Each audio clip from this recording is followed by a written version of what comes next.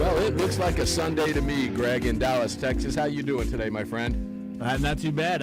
It feels like a Sunday as well. It definitely feels like a Sunday, and we are ready to rock and roll. And before we go to our guest, John Lott, I will not steal your thunder like I did on Friday's Daily Defense Show, guys. Welcome into the Car Firearms Group studios.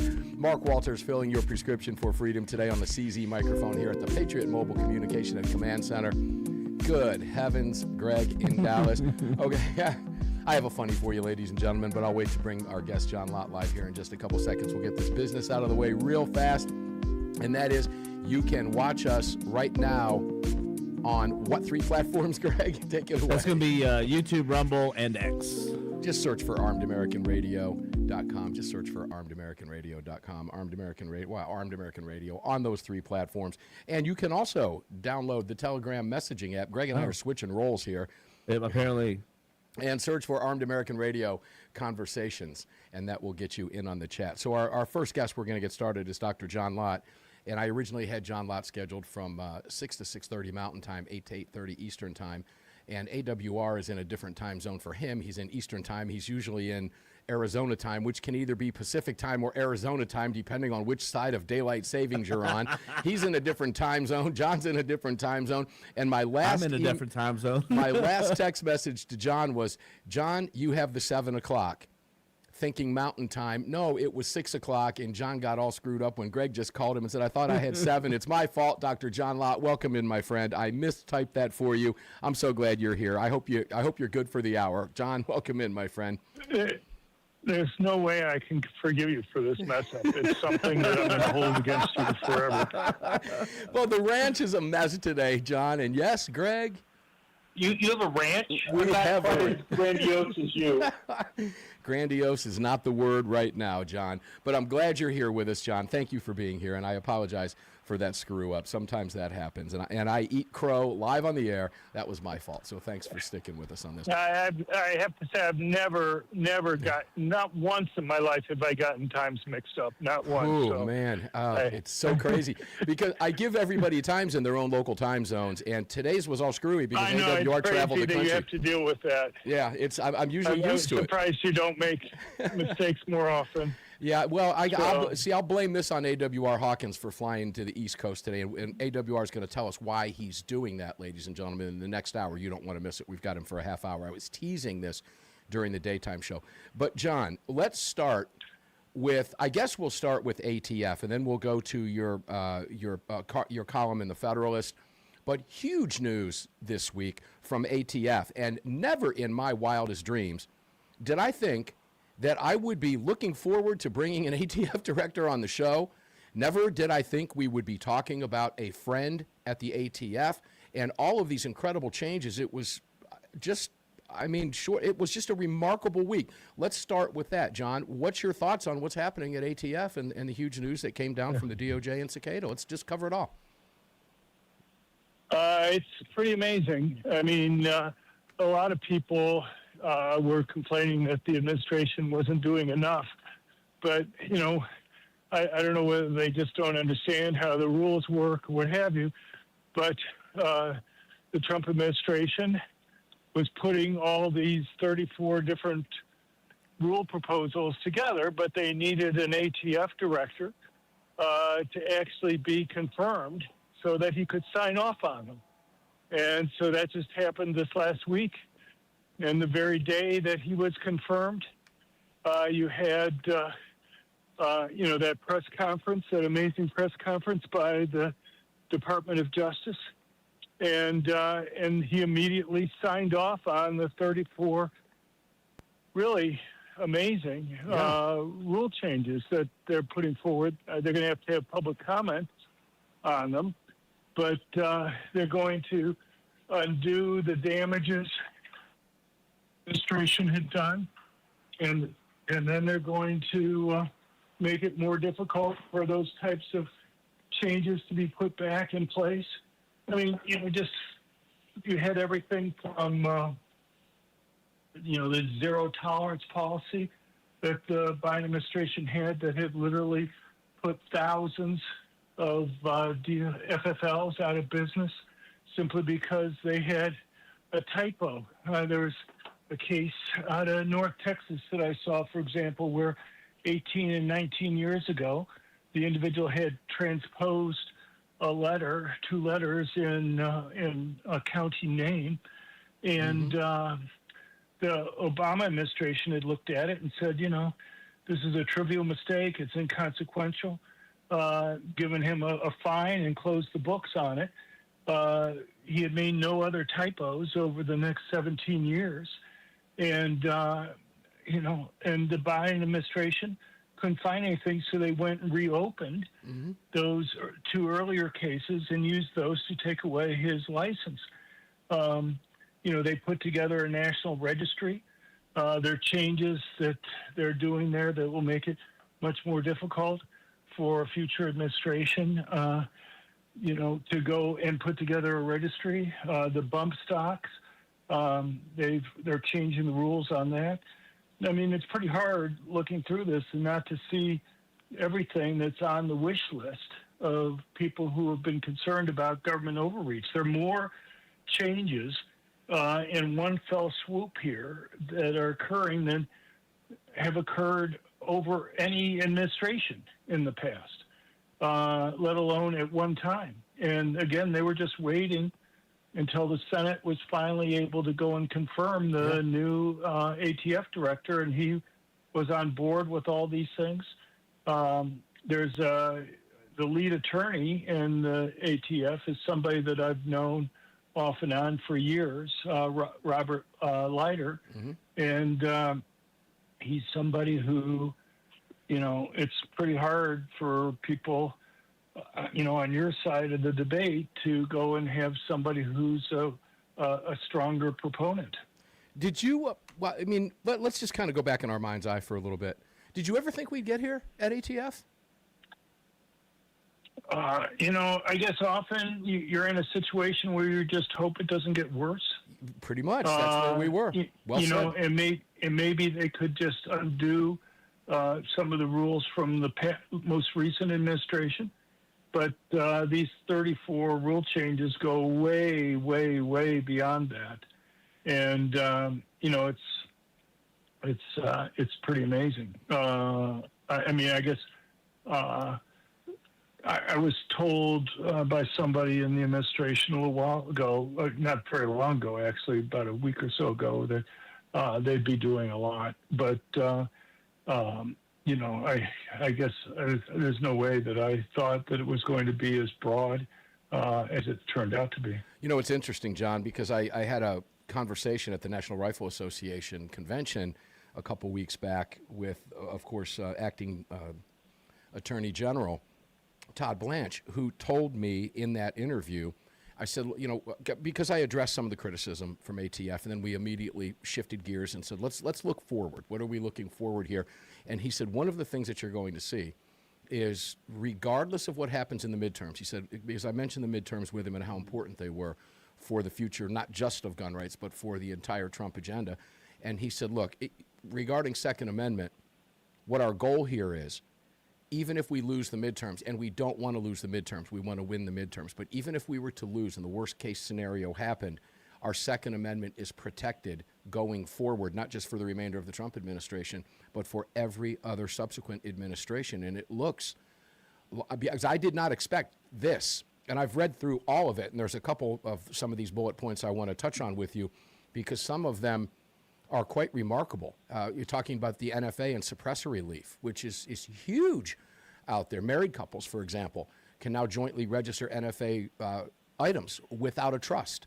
That was always a hassle. Also, travel now with an NFA item, that being a suppressor or an SBR. And for those of you who might not know what that lingo means, if you're new to the show, SBR is short-barreled rifle, which have been on the National Firearms active list for registration for years, and now the tax stamp is gone, so there's more changes coming to that because that's now being fought in court. John, we're getting ready to take our first break. When we come back, let's look at some of these bullet points and talk about them a little bit. And then as we go through the hour with John Lott, the remainder of the hour, guys, buckle in. It's going to fly right by. It always does every Sunday. 3 hours goes by just like that. But we'll get as much in as we can on this. And then, of course, after John, in the second hour, we'll have AAR Hawkins, who is in D.C., I'll just let you know that right now. He'll tell us more about why he's there when he comes on the program. And then, of course, we have a classic roundtable, and Ryan Petty will be here prior to the roundtable for the second half of the second hour as well. So we have a full-packed show for you. Lots of fun stuff to talk about. Really good news going on in a kind of bizarre world that we never thought we would see. I never thought we'd see it, not to this degree anyway. So the wish list is real. We'll be back with Dr. John Lott right after this. Don't go away.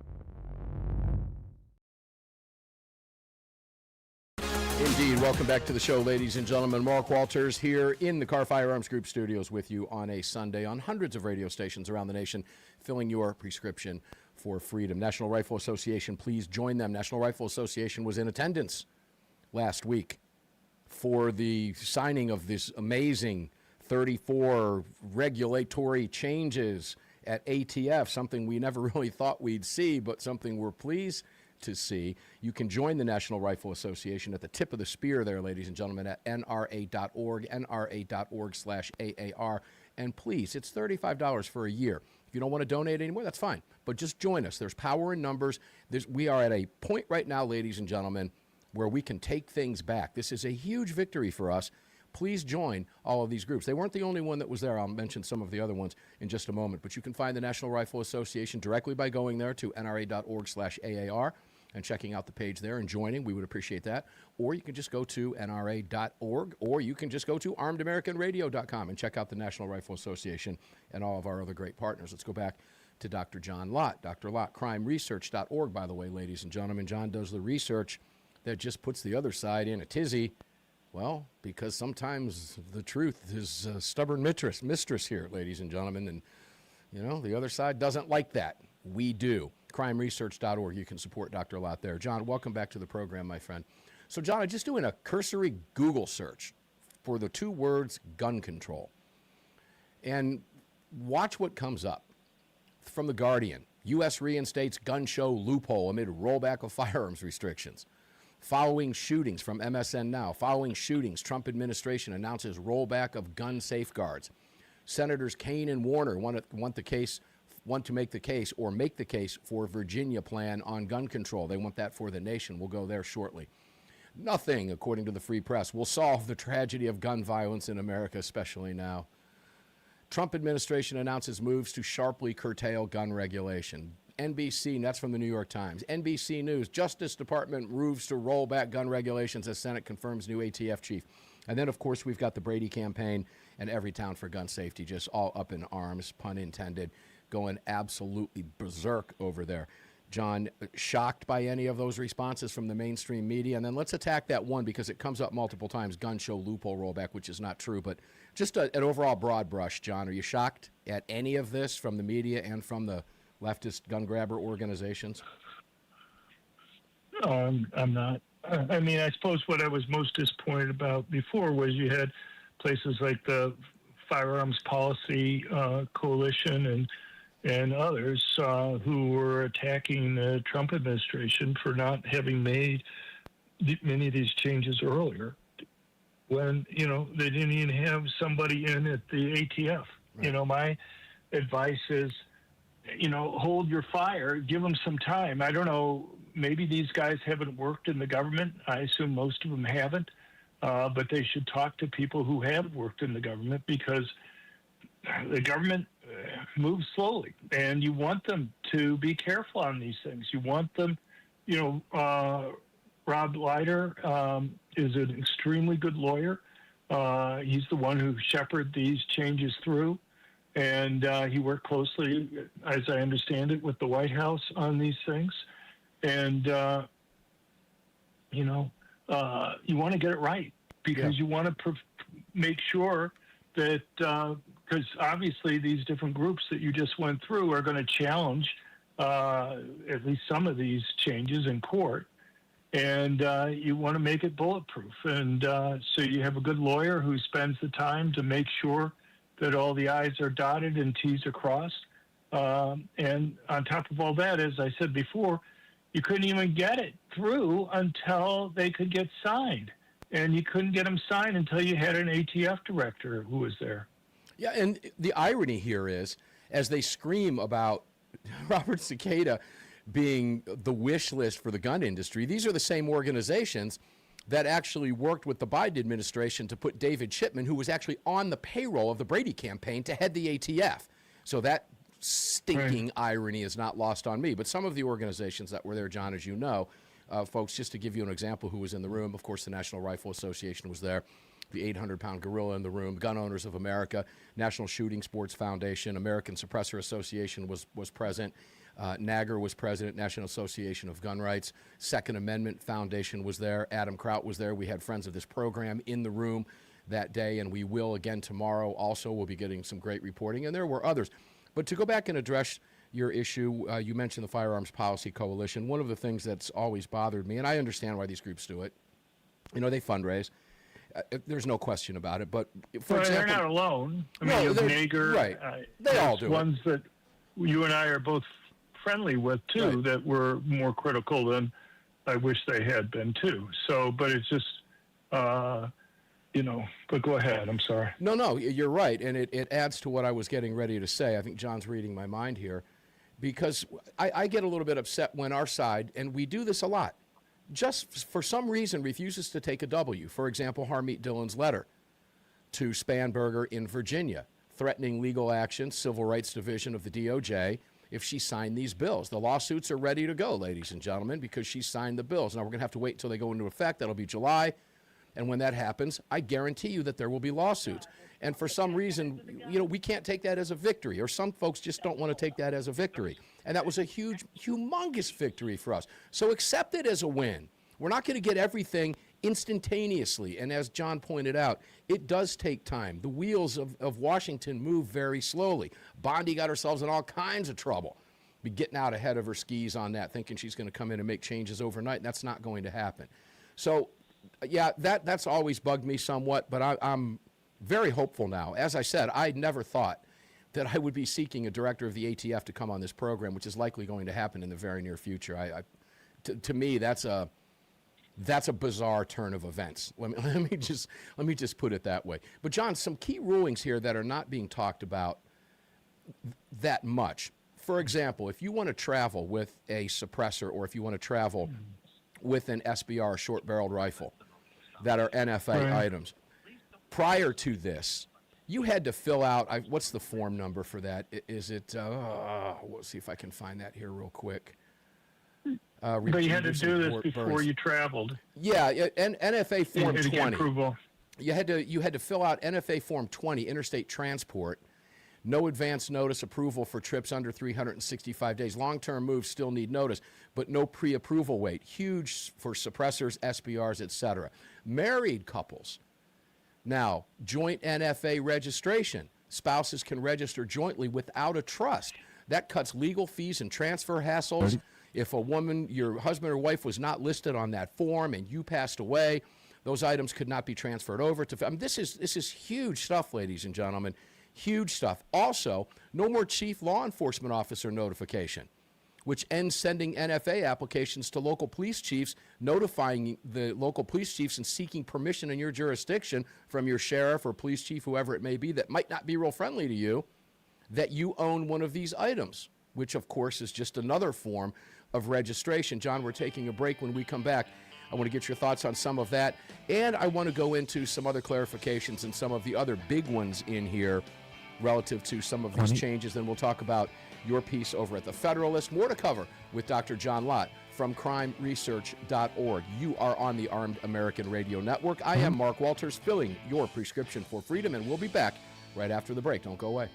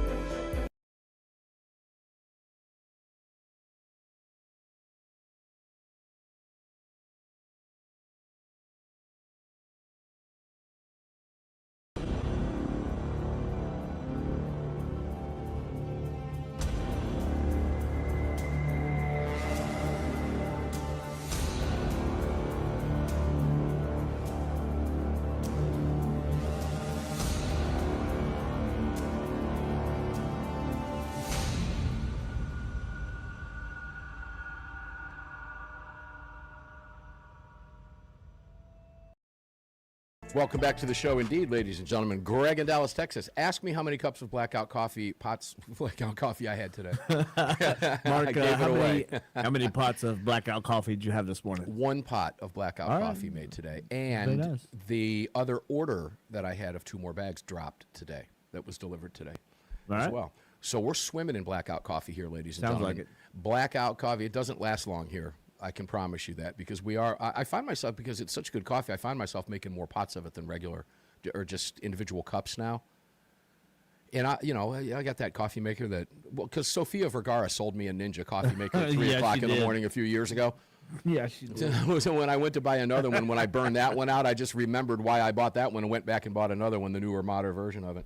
But yeah, she can sell me anything she wants. But I find myself making a pot of it and just keeping it warm on the thing during the day. And if I ever want to heat it, I'll just stick it in the microwave. So we've always got blackout coffee here. I had a cup earlier a couple hours before the show started, and sipping on my sugar-free Red Bull now, but that's only because I like sugar-free Red Bulls. Blackoutcoffee.com, ladies and gentlemen, /AAR, blackoutcoffee.com /AAR. You can find them and all of our other great partners, including budsgunshop.com, budsgunshop.com. You can find that. Also, and Pot of Gold Auctions. Wait till you see the cool stuff they have going on over there. I don't have time to list what's over there for auction, but go check it out. POGauctions.com, POGauctions.com. We'll have Cheryl and Danny Todd back on the program in the near future as we get ready to do another WTTA, Walk the Talk America auction on behalf of Pot of Gold Auctions for Walk the Talk America and suicide prevention. So great stuff going on over there with our great partners. Dr. John Lott, welcome back in, my friend. So there's some really interesting stuff in here, John, about travel, some things that are going to concern a lot of Americans. It's not just notification on SBRs, for example, or suppressors, but you also, John, as you well know, if you were traveling through, and I'll give you a real-life example. I was heading up to New Hampshire one time, and I was going to take the vet with the AAR logos on it when it was wrapped, and decided against it because I didn't want to go through New Jersey. You couldn't stop there. It was a hassle. They can arrest you for having guns that are not on their list. Well, guess what, ladies and gentlemen? Interstate transport has now been clarified. Overnight stops, which people were afraid to do because they could get in trouble with their firearms. Gas stops, repairs, medical emergencies, all protected now as transport, including better ammo and accessory rules as you travel, John. Now, I don't know the answer to this. Maybe you do. But one of the big problems in some of those hate-filled states that hate your gun rights, and that would be blue states, New Jersey, New York, notorious for this, travelers that maybe found themselves with a checked firearm that were diverted, maybe got diverted to a Jersey or New York airport overnight, could be arrested, and many were arrested, just merely checking in their lawful firearm, continuing their travel, John. I'm pretty sure that's been wiped out as well, too, even though those states were technically violating federal law by making those arrests anyway. Are you familiar with any clarification there, or do we need to do a little bit more digging there? But I believe that's got some teeth to it now. Yeah, well, I mean, I hope so. You may have the same problem you've had before in that these states are enforcing laws that they're not allowed to enforce. They eventually will lose. But, before you travel through Illinois, you don't want to stop in a hotel or stop for some other reason temporarily. Now people will presumably be more likely to be able to do that without a problem. If Illinois wants to try to keep enforcing the law, then, maybe somebody like Harmy Dillon will go after them and impose a cost on the state for doing that. It's not going to necessarily stop them from trying to do it, but at least maybe the cost that they face is going to make them think twice about it. Well, I would certainly hope that, and I know a lot of people in the DOJ listen. I know Harmeet and others have listened to the program.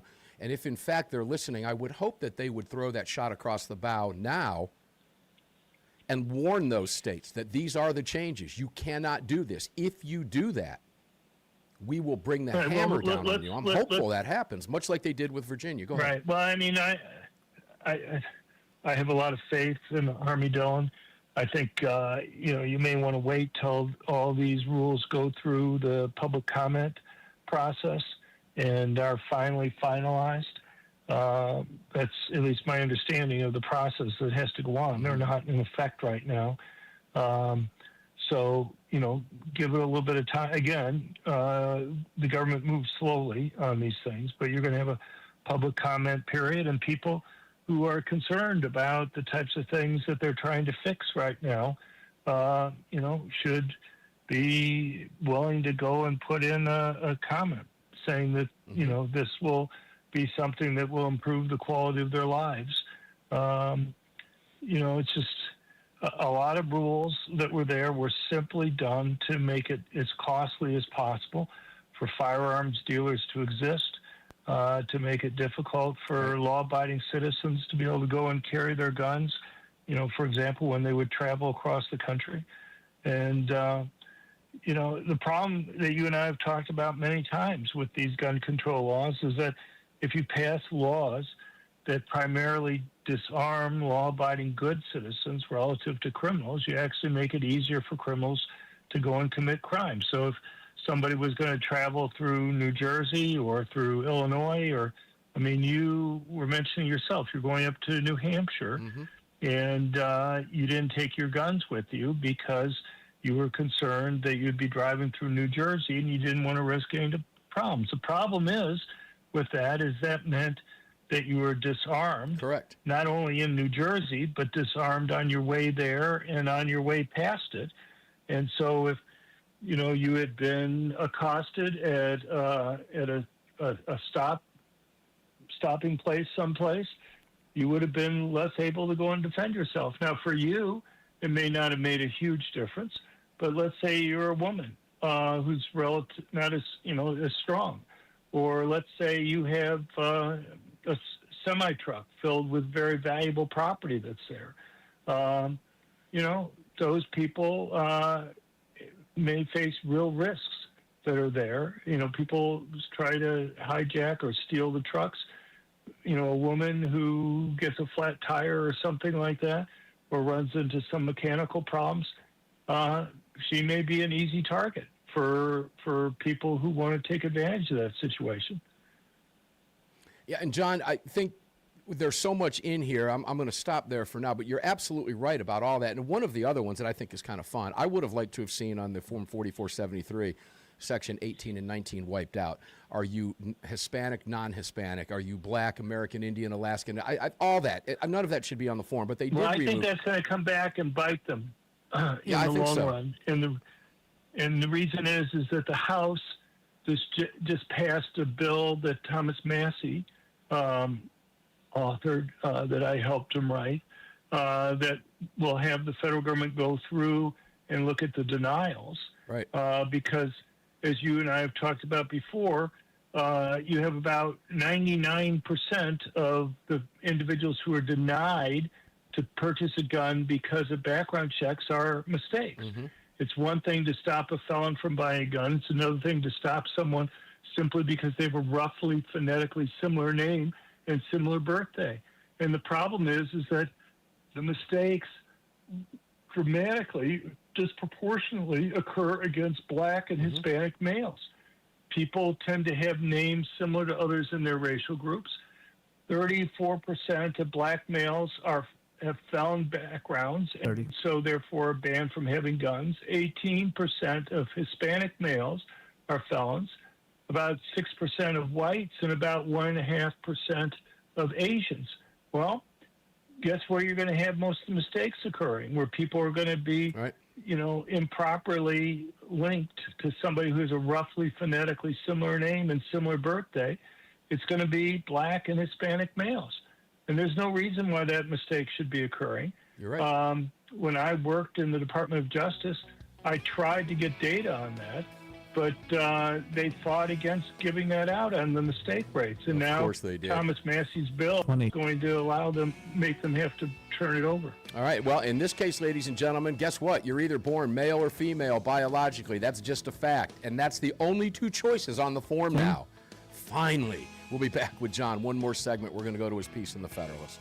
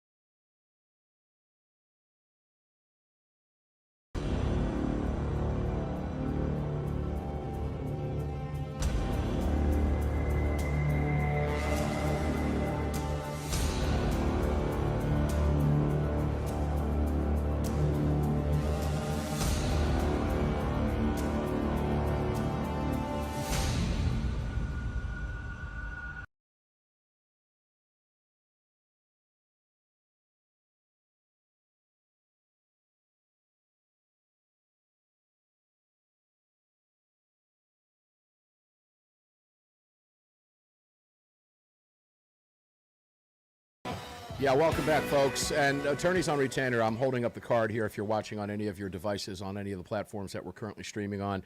And this is attorneys on retainer, folks. This represents, well, if I have to go to court, 4 attorneys at my table with me. 4. $37 a month, not a piece. Even if it was $37 a piece, that's chump change compared to what you'd spend for 4 attorneys that are going to defend you in court. It's going to be $500,000 plus.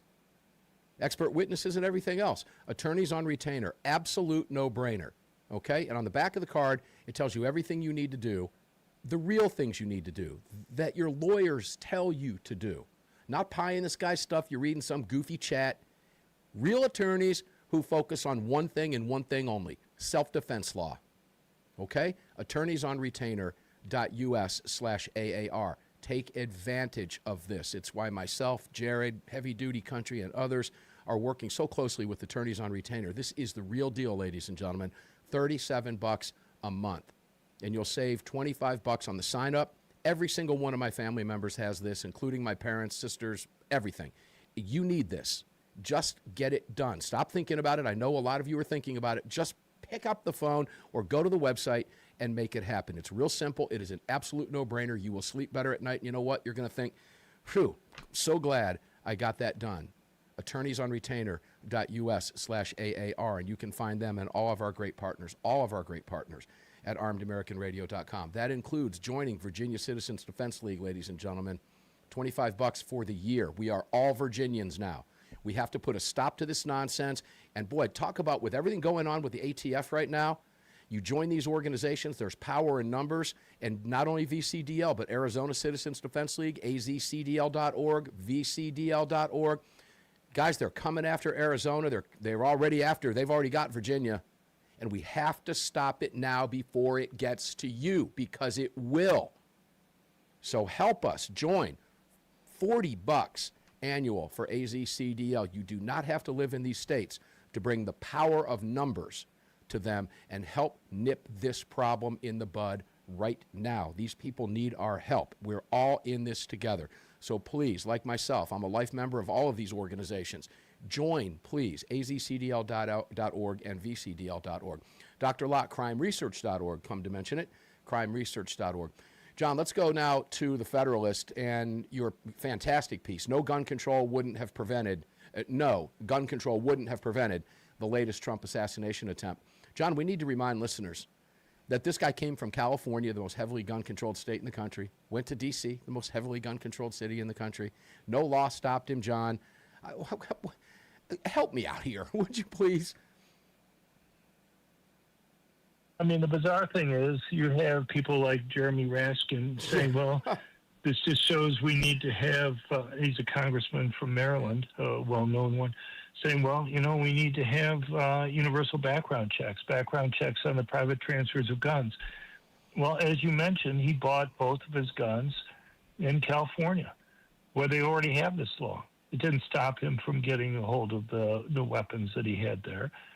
You go through other claims from, the Brady campaign and other groups, and, people calling for assault weapons ban. All those laws that they say that they called for after the assassination attempt were ones that were already in effect in California, and they didn't stop him from getting a hold of the weapons that he wanted to go and use there to go and harm people. And so, they have this automatic mantra that they go through whenever anything happens, and they say, we need to have such and such laws. Often during the Obama administration, the number one law that he always called for was, if there was a mass public shooting, was background checks on the private transfers of guns, these universal background checks. Biden often mentioned that as the first one that he called for.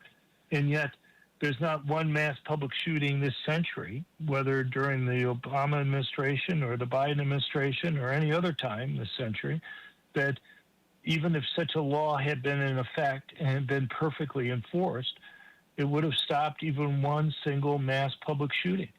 You would hope that the media, like Dana Bash, when she was interviewing Jeremy Raskin, when he was going and calling Jamie. universal background checks, you'd hope she would realize, well, the guy got the guns in California. They already have that. Why are you calling for that? It didn't stop it there, did it? And he would have had to admit that they already have the law that he's calling for, but she didn't bring it up. And the reporters generally, in fact, I can only think of maybe one case where a reporter over the last 20 years or so, you had a Democratic politician calling for universal background checks, and the reporter asking, well, would it have stopped this attack that just occurred? And the senator, Chris Murphy from Connecticut, said, no, but, we got to do something. Got to do something. And you and I have talked many times. We want to do something, but we want to do something that matters, that's actually relevant. And so anyway, the types of laws that they want to have are mainly going to just make it more costly, more difficult for law-abiding good citizens to get a gun. I want to point out, John, that he had a 12 gauge, as you pointed out in your piece. And guys, we talked about this on the weekday show shortly after this happened. But the assassin was carrying a 12-gauge Mossberg Maverick 88, which I have. It sits in millions of homes, in millions of bedrooms around the country.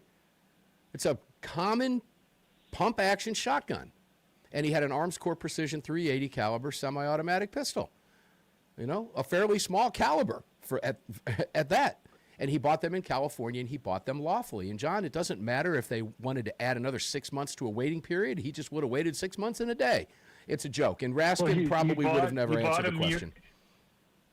I can't remember the exact dates, but at least one of the guns he bought several years ago. So, it wouldn't have made any difference. From two different gun stores in California, ladies and gentlemen. And as John points out, that's an important fact that gun control advocates need to appreciate, because gun control groups rate California as the state with the quote-unquote best gun control laws. Now, Raskin, if Bash had asked him that, would have danced around it and said, well, we need to strengthen those laws, John. That's what would have happened. Hey, John, you've got about 25 seconds. Tell people where they can join you and help you in this pursuit for the truth. Well, they can go to our website at crimeresearch.org, crimeresearch.org. And if they sign up for our email blast, we send out one every 2 weeks with the research that we do. It doesn't do me any good to spend 80, 90 hours a week working on this stuff unless it gets out to people and they can see it in a lot more detail than we're able to go into on the radio show. You better believe it. And guys, no matter how much time we have, there's more information over at crimeresearch.org than we could ever get to in the 18 years we're now on the airwaves as of April 26th. Last week marked our 17th anniversary. This is the start of our 18th year on the Sunday broadcast. And John, we're very proud and honored to have you as a participant on this show for so many years. Thank you for everything that you do. Ladies and gentlemen, that's Dr. John Lott. Thank you for being there. You bet. Thanks for the time, for dealing with the time zone screw up for me today, John. That was my fault. I do appreciate it. Ladies and gentlemen, that's John Lott, crimeresearch.org. You can help him disseminate this information by simply getting on that email list over there at crimeresearch.org, reading all this great information, and sharing it on your social media to help to get the truth out there. That's how this works. We scratch each other's backs. When we come back, 6 minutes after the hour, AWR Hawkins live in Washington, D.C. Wonder why? We'll be back.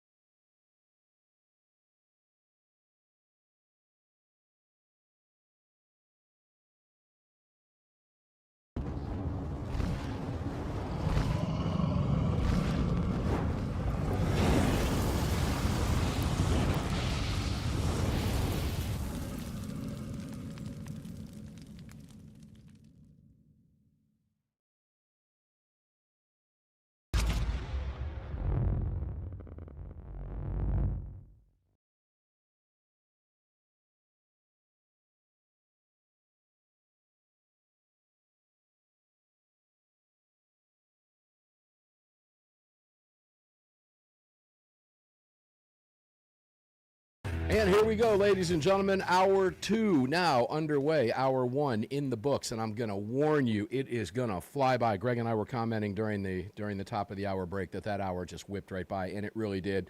This one will too. So buckle in and enjoy this hour. We've got a great half hour coming up right now with AWR Hawkins. We'll go to Dr. Hawkins in just a moment. Greg in Dallas, Texas, I'll let you do your thing. You know where we're at and where we're not. Have at it. Tell people where to watch the program and get involved in the chat, and then we'll get started with AWR Hawkins. Yeah, sure. You can watch the show over on YouTube and Rumble. Just do a search for Armed American Radio with Mark Walters. You can also watch us over at X at AAR Mark. You can head over to armedamericanradio.org or .com, hit that menu icon, then select your watch live or listen live option. And lastly, to join our live chat, all you have to do is download Telegram, create your profile, and search for Armed American Radio Conversations. Yeah, that'll do it. The Car Firearms Group studios are lit up for you here at the Patriot Mobile Ranch, and the CZ microphone is fired up for you and ready to go. AWR Hawkins, Breitbart News. You are traveling, and you are in a city that, well, a lot of people don't like, but we kind of like why you're there now, and I kind of teased this a little bit during the Daily Show. Tell us why you're there, and welcome in, my friend. Always a pleasure, brother. Hey, good to be with you. Yeah, I'm in D.C. I'm going to be with the new ATF director tomorrow, Rob Cicada, and I'm going to watch him get sworn in, and then I'm going to sit down and interview him. Now, is this a ceremonial swearing in? Correct me if I'm wrong, but was he formally sworn in, and this is ceremonial? How does this work? Because he did put pen to the paper last week. How's that work? I'm just curious. I would imagine you're right. He was confirmed last week. So it's likely ceremonial. So you're going to be spending time with him, and I'm going to assume that you two, you're going to walk out of here with an exclusive. Now, you know Cicada. And as I was talking with Dr. Lott in the first hour, AWR, never in my wildest dreams did I think that I would be looking forward to bringing a director of the ATF on this program during its 18-year existence. Now, when you consider in 2009 when this program started, 17 years ago last week, now in our 18th year this weekend on this show, under Obama, and then, you know, into Biden and everything else, and we haven't had confirmed directors all this time. You know, this is only the third confirmed director, if I'm not mistaken, since 2005 or 6. And this guy's on our team. Tell us what you think about Cicada and how you feel about what happened at ATF over the last week. I mean, well, I'll tell you how I feel about him. He and I texted probably 6-7 times a piece over the last 3 days. And that's, you know, I texted him as soon as he was confirmed and congratulated him. And when he responds, he goes, "Thank you, brother." And I look for, he calls me that because we see things eye to eye. To my knowledge, and I'd be honest, I have no reason to not tell listeners the truth, but to my knowledge, I have yet to discover something in him with which I don't agree. And so we'll talk some more Monday. I've got kind of a short list of things that FFLs have shared with me that they really wish things were different in these particulars. No one is complaining, though. They're very happy with the way he rolled in there and did what he did. But, you know, I'm going to talk to him, and so we'll have an opportunity to continue to build that relationship and hopefully, you know, find some more things that can be done. And I'm not saying in any way, shape, or form he's dependent on me. I don't mean that. We just have a good relationship, and I do know, and he has told me, he wants to work closely together, and he wants to have a great relationship with Breitbart via me. And so we're going to do that. Now, I'm going to assume that you did not get a call from Steve Dettelbach or David Shipman seeking the same conversations. Steve Howdy Doody Dettelbach? No, I didn't. Steve Howdy Doody Dettelbach did not call me, nor did his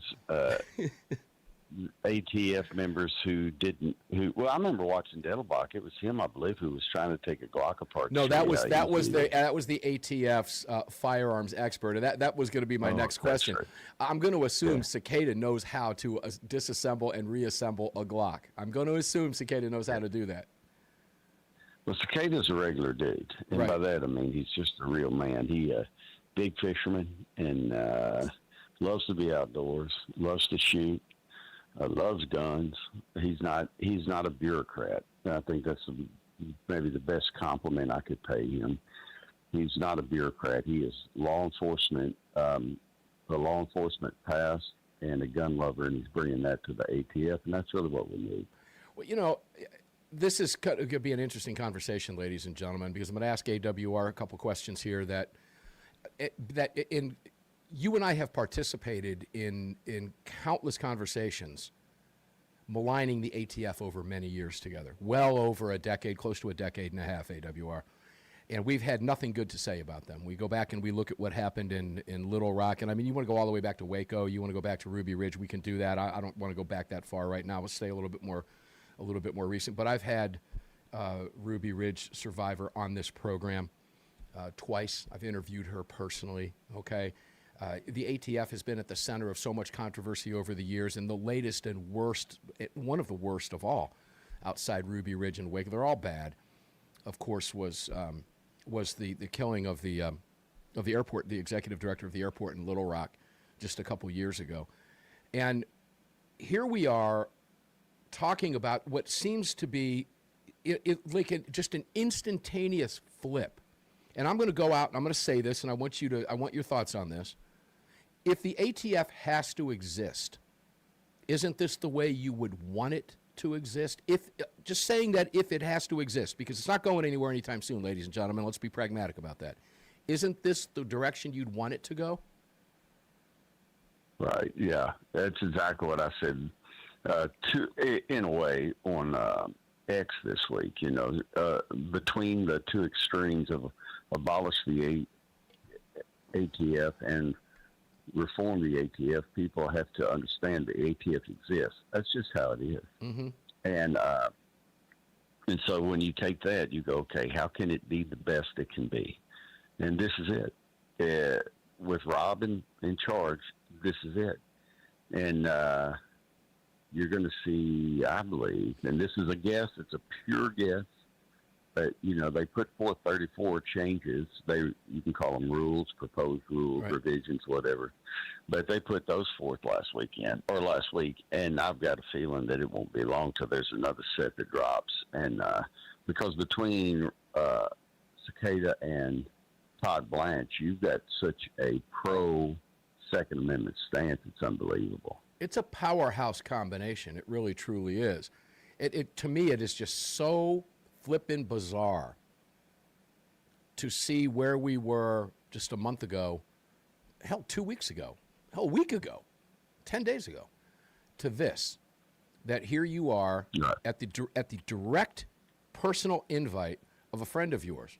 Now, ladies and gentlemen, if you're new to the program, AAR Hawkins has been writing the pro-Second Amendment, been doing the pro-Second Amendment work at Breitbart News for how many years now, AWR, as long as I've known you? Either 16 or 17. Yeah, and been participating on this show 15 of those years, 14 or 15 of those years, ladies and gentlemen, at least, or in that ballpark anyway. And to have you sitting there, this is just, if I go back and I look at SHOT Shows, ladies and gentlemen, I've attended 25 shots. I missed last year's. Would have been my 26th SHOT Show. The only ones missed were the weird COVID years. And the ATF is always there at SHOT Show AWR, as you know, and not a good relationship with the firearms industry over the years. And those meetings would get pretty heated. How do you see that going forward? Take us to the break with this one, because the whole thing is just bizarre to me that all of a sudden overnight we've got a friend. The ATF is friendly. This is a weird turn of events.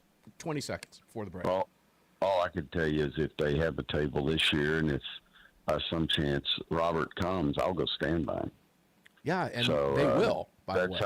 That's how awesome it is. Completely different game. I mean, you've got an ATF now that is pro-gun owner. And let that soak in. I know.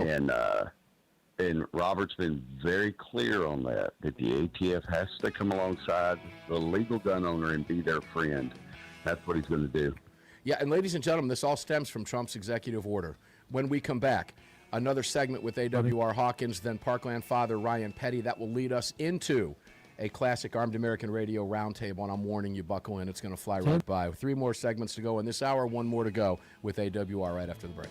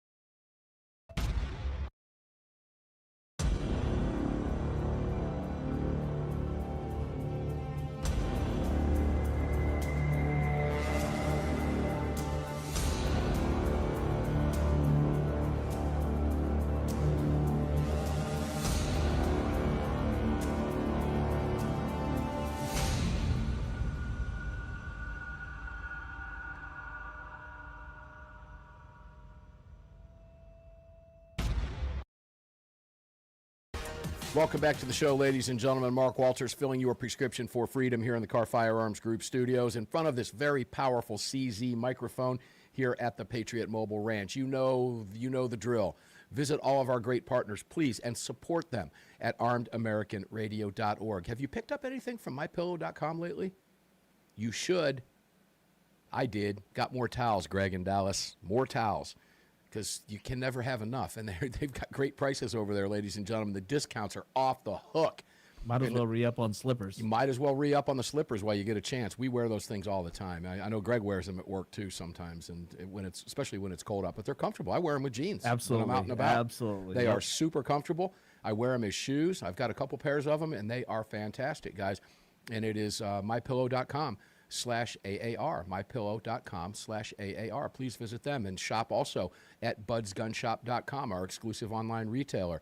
You're going to be able to get some really cool stuff over there, particularly with what's going on now with ATF. It's going to be a lot easier for you to get some of these really cool items. And make sure to check out POG Auctions, POGauctions.com. They have got some dynamite stuff over there. I was watching the video just yesterday. So check out those auctions. You'll get some great prices over there. And you'll support Walk the Talk America, WTTA, and suicide prevention, which is a huge, as Trump would say, a hugely very noble cause. Okay? So you know the routine, armedamericanradio.com. Join the NRA, azcdl.org, and vcdl.org as well. AWR Hawkins, welcome back. So what is your takeaway here? And I don't even know how to ask that question other than how I'm asking it. Because you and I have been so neck deep in this for so long. We have hated on the ATF for so many years. And all of a sudden there's this 180-degree shift. What do we need to know? What do the organizations who were in the room with our friend Todd Blanche and with Robert Cicada last week, Gun Owners of America, and as you know, Adam Kraut, SAF was there. You and I know many people that were in that room. What's your message to the gun groups out there now, some of whom have been very critical of the Trump administration, including recently? What's your advice? What do you say to them, AWR, at this stage of the game? Well, at this stage of the game, just keep your head down and your mouth shut, because Robert's already come in there, and he's proven he's a strong horse, and came in there. I mean, within an hour of being confirmed, he rescinded the pistol brace rule. Yeah. He revised the engaged in the business rule, and if you understand what he did, he literally basically ended the rule, because he said they can keep the rule as long as they go back to the definition that Congress has given for who is engaged in the business. So in other words, the universal background check deal is done. It's gone. And so, that's how he did 34 different things he did like that. Yeah. And a lot of it deals with the import and export and different things. And those are things that don't touch people as fast as, say, the pistol brace ban. But, why in the world would you criticize him? Why in the world would you want to say something negative about him when what he's done so far is come in there and doing the Lord's work? So you just go, hey, man, we're fortunate to have this man. Let's rally behind him. And let's give him some positive feedback. Sir, we love what you've done. Here are a few things we're concerned with as FFLs that we wish perhaps you'll take a look at and maybe change those things. That's the approach I would use. It certainly wouldn't be coming in, we're going to abolish ATF. You did that, but it's not good enough. Don't start talking like that, because he's going to laugh you out of the room, and he should. Yeah, I brought this up on Friday, and it's such a bizarre question because it's such a bizarre way to think, literally overnight. But is the ATF now, and it's so strange to even ask this question, but I'm gonna, is this better than abolishing the ATF, having an ATF that's actually working in our favor? Rather than abolishing them and relying on FBI at this point, would it benefit us to have that? Isn't this like creating a huge pro-gun law enforcement agency under Cicada and Todd Blanche? Could this be very beneficial to us? Strange question to ask. Well, that's not very strange. I think it is. And I don't think we want the ATF's duties to fall back to the FBI. FBI has more money, more everything. Far And more so politicized, too, by the way. I want to point that out. Yeah. If it got bureaucratic in the FBI with gun rights, it would be far more bureaucratic than it was even under the ATF prior to Cicada. So, I think we're right where we need to be. And I think what you're going to see under him is a shift in focus, a law enforcement mentality, which is the mentality that organization ought to have. You're going to see him go after guns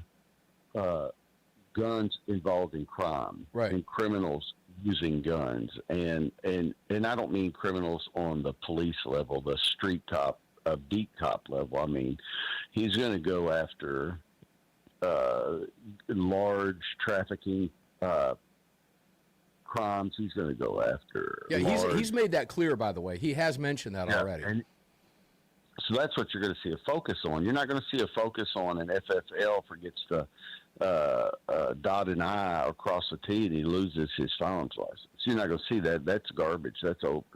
And so FFLs are not going to have to live in fear of their regular visits from the ATF, that you're going to have agents coming in there combing through dozens of pages of paper, literally looking for if there's a colon missing. To criminalize you specifically.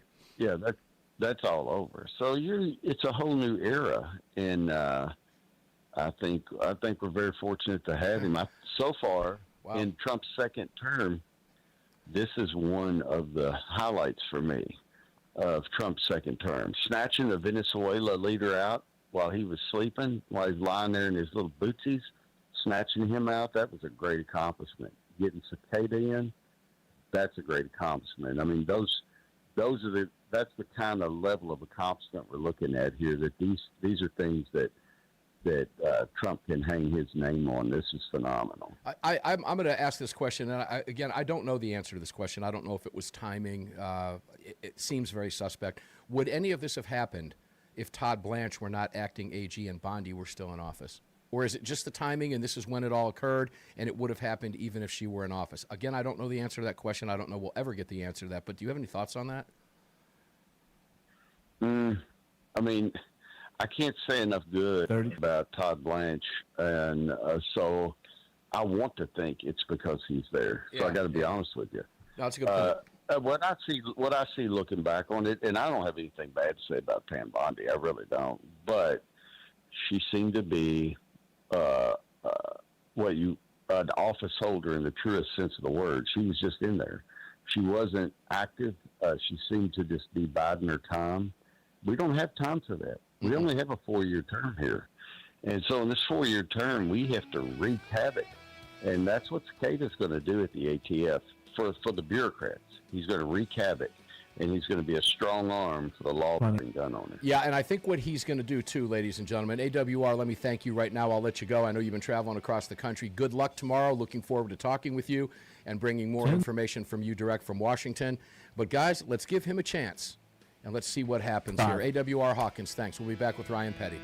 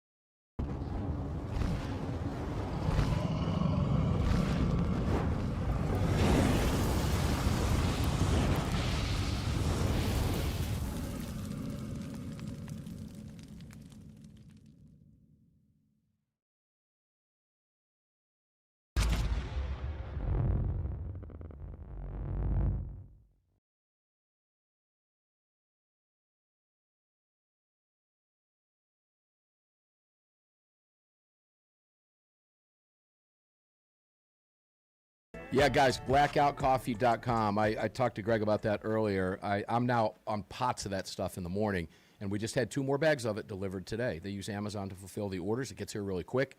I get 2 bags every 4 weeks, and I probably should switch to 3 bags, quite honestly, because we're drinking this stuff like crazy. It's blackoutcoffee.com. It's a great way to start your day. And I always tell you, it's good, strong coffee if you like strong coffee. And I don't mean that in the caffeine sense. Now, if you want the strong caffeinated, extra caffeinated, they have that. That's not my cup of coffee, okay? I can make strong coffee by adding an extra scoop in there, and that's exactly what it is. But you don't even have to. It says right on the bags, always strong, just like America, and it's the real deal. And Blackout Coffee supports virtually every pro-gun rights organization out there, okay? Blackoutcoffee.com. It's how we scratch each other's backs. Support the Second Amendment simply by drinking coffee, which is what you do every day anyway. Most of you do. And if you don't, you definitely want to give Blackout Coffee a shot. That's for sure. We drink it here at the house all the time. We just keep a pot on, and it's always there.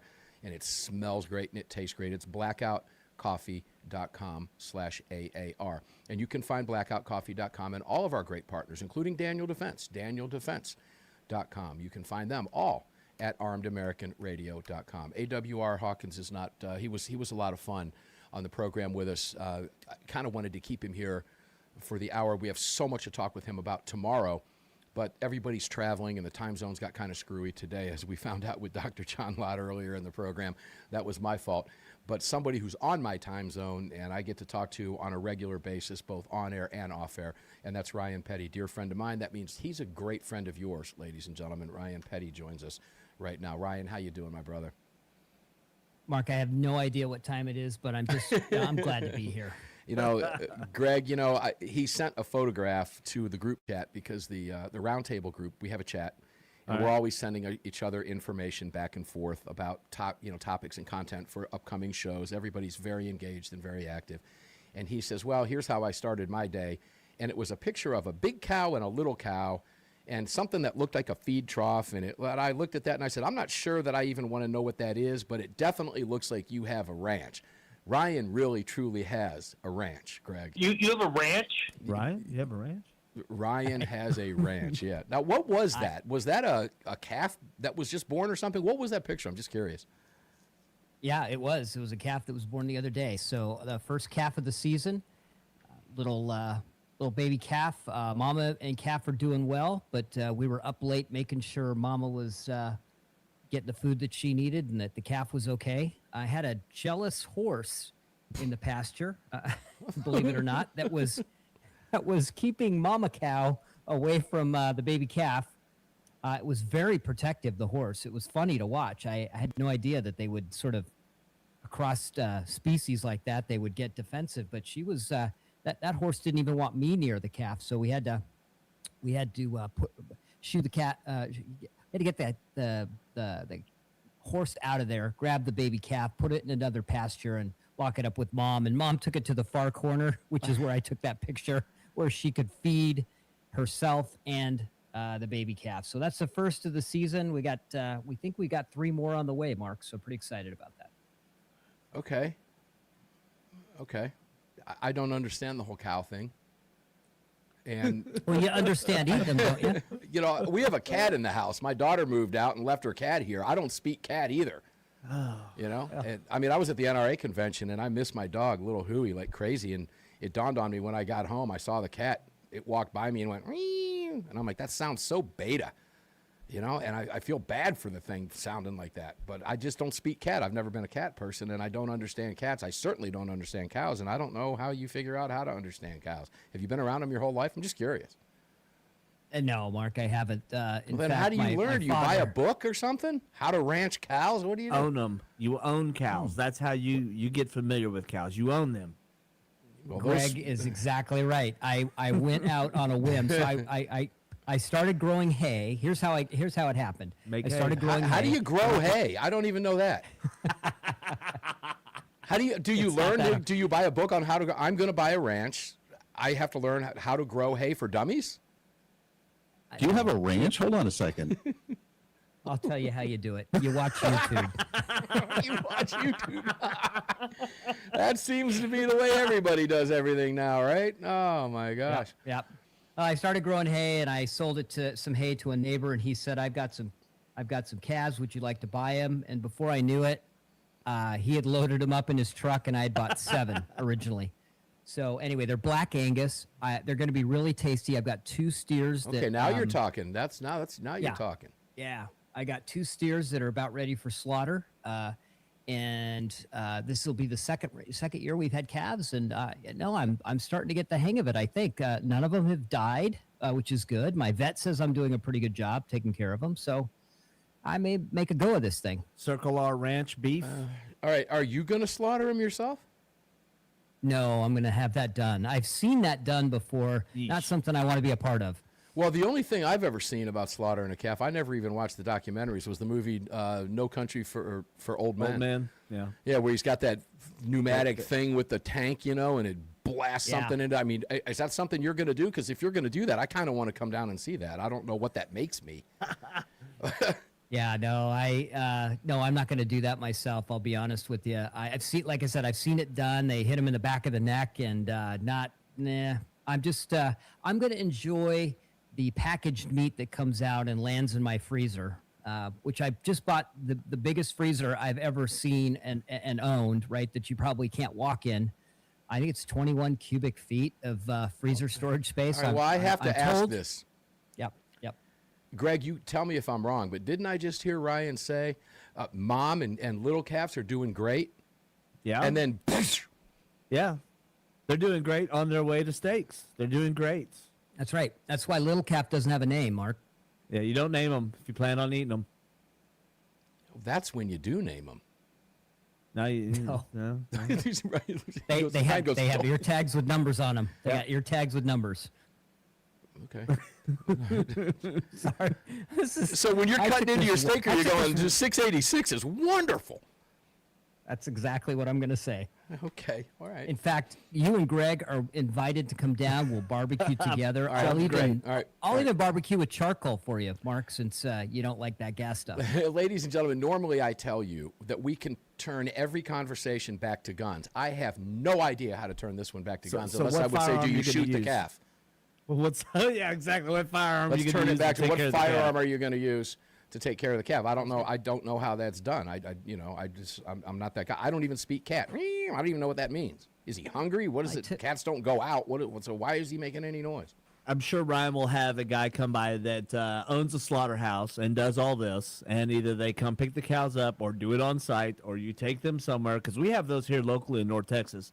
You could take your livestock in and have them slaughter like chickens or goats or even calves, and by the end of the day, they've got it all cut up for you.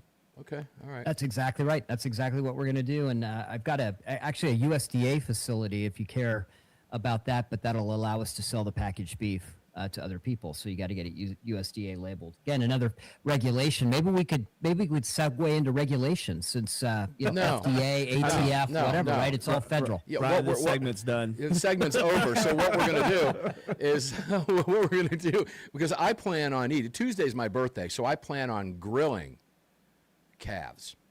Well, no, wouldn't that be veal? Isn't veal Yes. baby? Yeah, baby that's calf? veal. Okay, well, I plan on eating mom. Or do you eat mom or do you eat dad? Party. I don't know. I just you eat eat both steak. eventually. You can eat both eventually, but the mama cows, the cows. I say mama cow because a lot of people don't know cow means female, right? And you got steers and bulls. Yep. Yeah, we're going to slaughter the steers. We'll keep the mamas until they're not producing calves anymore, and then we'll probably eat them. Do you have a bullfighting ring on your ranch? That would be pretty cool. I do not have a bullfighting ring. I do not. It's probably not legal. But- I don't know. DeSantis is governor. You might have, you got a thump rule down there where you can run over criminals. Bullfighting might be legit. Hey, when we come back, we are going to go to guns.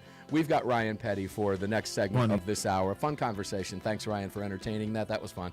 And we come back. We are going to go get some of your thoughts on what's going on because you are an FFL, and I can't wait to see how you feel about this 180-degree shift literally overnight at the ATF. We'll be back with Ryan Petty right after this.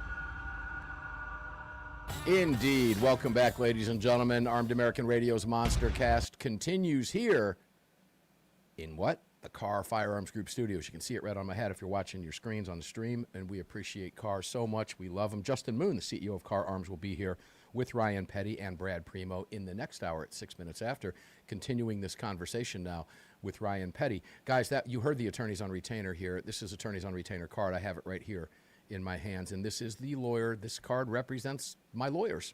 These are my lawyers. I literally have attorneys, self-defense attorneys on retainer. Ryan Petty, jump in here. You also have this card in your wallet as well, do you not? Probably have it sitting out. There he goes. He's reaching for it in his wallet because we've got him on screen now, and we appreciate that too. Ryan Petty has attorneys on retainer. It's attorneysonretainer.us. Guys, you can't carry an attorney. There you go. He's holding his up as well. You cannot carry a lawyer with you, folks. But this card is your lawyer, attorneysonretainer.us/AAR. Just do it. You can do it during the break coming up in the next hour. It's that simple, attorneysonretainer.us. Visit them at /AAR or just use the AAR promo code. You can click on the link right there on our website at armedamericanradio.com or .org, and you are covered. And you've got attorneys for $37 a month. Absolute no-brainer. Dig in the couch cushions if you have to. Raid the kids, as we used to call it when the kids were little, the penny paint jars, because they couldn't say piggy bank. They said penny paint. So kids still have penny paint jars over there. And we don't have to go in there now because I bought it. But you can do the same thing. If you got to rate it, rate it. Attorneysonretainer.us. Best decision you will make if you, outside of deciding to carry a firearm. It's your number one decision. Have a lawyer in your pocket. The worst day of your life doesn't end when you put a stop to a criminal. It could be just beginning, okay? Attorneysonretainer.us/AAR and all of our great partners at armedamericanradio.com or .org. Ryan, welcome back in, my friend. Good to be here, Mark. Always a pleasure. Thanks for jumping in on camera with us. I was going to put a picture of the cow up, but I decided, you know what, we're just going to go ahead and move on. We had our cow conversation. That was a lot of fun. Now, look, we've seen, and this is fascinating, and we're going to carry this into the next hour. We have seen a complete 180 in what has been just a remarkable shift overnight at the Department of Justice with ATF. And guys, and Ryan, I'm going to read this right now. I'm a member of the Firearms Policy Coalition as well. Great organization. Involved with multiple lawsuits with the Second Amendment Foundation and winning our firearms freedoms back one lawsuit at a time. And part of it is on this email, and I just got it during the break. As we head into May, we've just launched a brand new giveaway. When you contribute today, you can win the Canik SFX Rival S.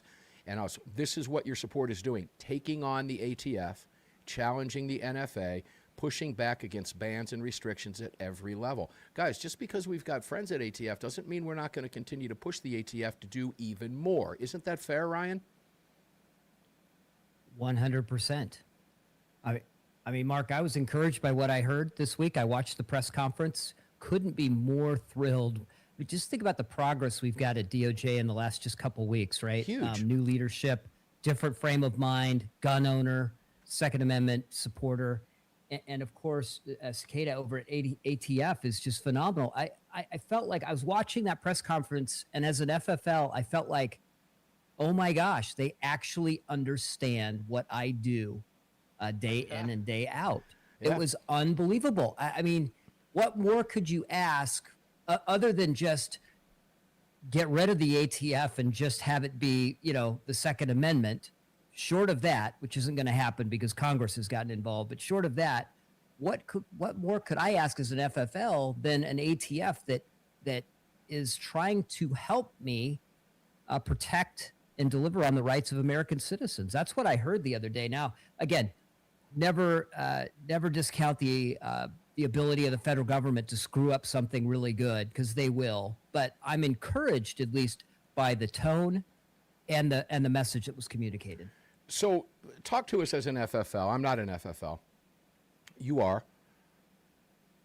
How would the ATF approach you prior to last week versus what you think is going to happen now? Because there's a really interesting line of questioning here, and I was able to ask AWR. And Ryan, I don't know if you were listening to the program, and I haven't had a chance to speak with you prior to the show, but AWR is in Washington, D.C. right now. He landed at 5:15 this evening, and he will be in Cicada's office tomorrow and spending 2 days with him, and we'll be getting some fantastic exclusive interviews that he'll be able to bring back to this program. And in this weird turn of events, I'm actually looking forward to bringing the director of the ATF on this program. I would have never said that ever before. That's how bizarre this is. And then the other question is, I'll kind of throw them all at one time. As I asked AWR, if the ATF is going to exist until its demise, and that's not going to happen anytime soon, isn't this the best outcome? Do we have this massive arm of the DOJ now supporting, as a huge law enforcement agency, supporting our right to bear arms? And if in fact that's the case, isn't that a great thing? Or is it a bad thing? I'm still trying to wrap my head around my opinion on this, because so much has to happen. However, what we've seen over the last week, and knowing the people involved, just talking with Todd Blanche myself 15 days ago, finding out in a weird way that this was going to happen, and then this happens, and that ties back to you as an FFL. You were terrified of the ATF. How is all this fit in your mind? How are you wrapping your head around this? Interesting stuff. Oh, it's fascinating. And, first of all, did AWR land at 5:15 Eastern, or was that 3:50? Anyway, he was listening to the program. He did land at 5:15. He listened at 5. Yes, he landed at 5:15 Eastern. It was John Lott and I that were having problems with the time zones. This guy. I know. I got you. But anyway, so I had to go there. Smart aleck with the cows. I've been on pins and needles during the entire Biden administration, because as an FFL, the presumption was that I was guilty, and I had to compile evidence. I had to be prepared to compile evidence to prove my innocence. If I made a clerical error, I could lose my FFL, and likely be subject. Let's be honest, be subject to criminal prosecution. I mean, they would go that far, particularly for somebody like me, because I'm just, I'm, as you know, Mark, I'm home based, and I do this for the good of my community and the neighbors and my neighbors and friends. And that I'm exactly what the Biden administration wanted to get rid of. I'm the type of FFL that probably wouldn't make a big stink. Not going to hire a bunch of lawyers. Now, of course, I'd make a big stink because got access to you, and we could of course made a big stink about me losing my FFL for some paperwork or clerical error. But the point is, they wanted to get rid of federal firearms licensees. That was a stated objective of the Biden administration. And now you're seeing an ATF that's trying to simplify, make our lives easier, and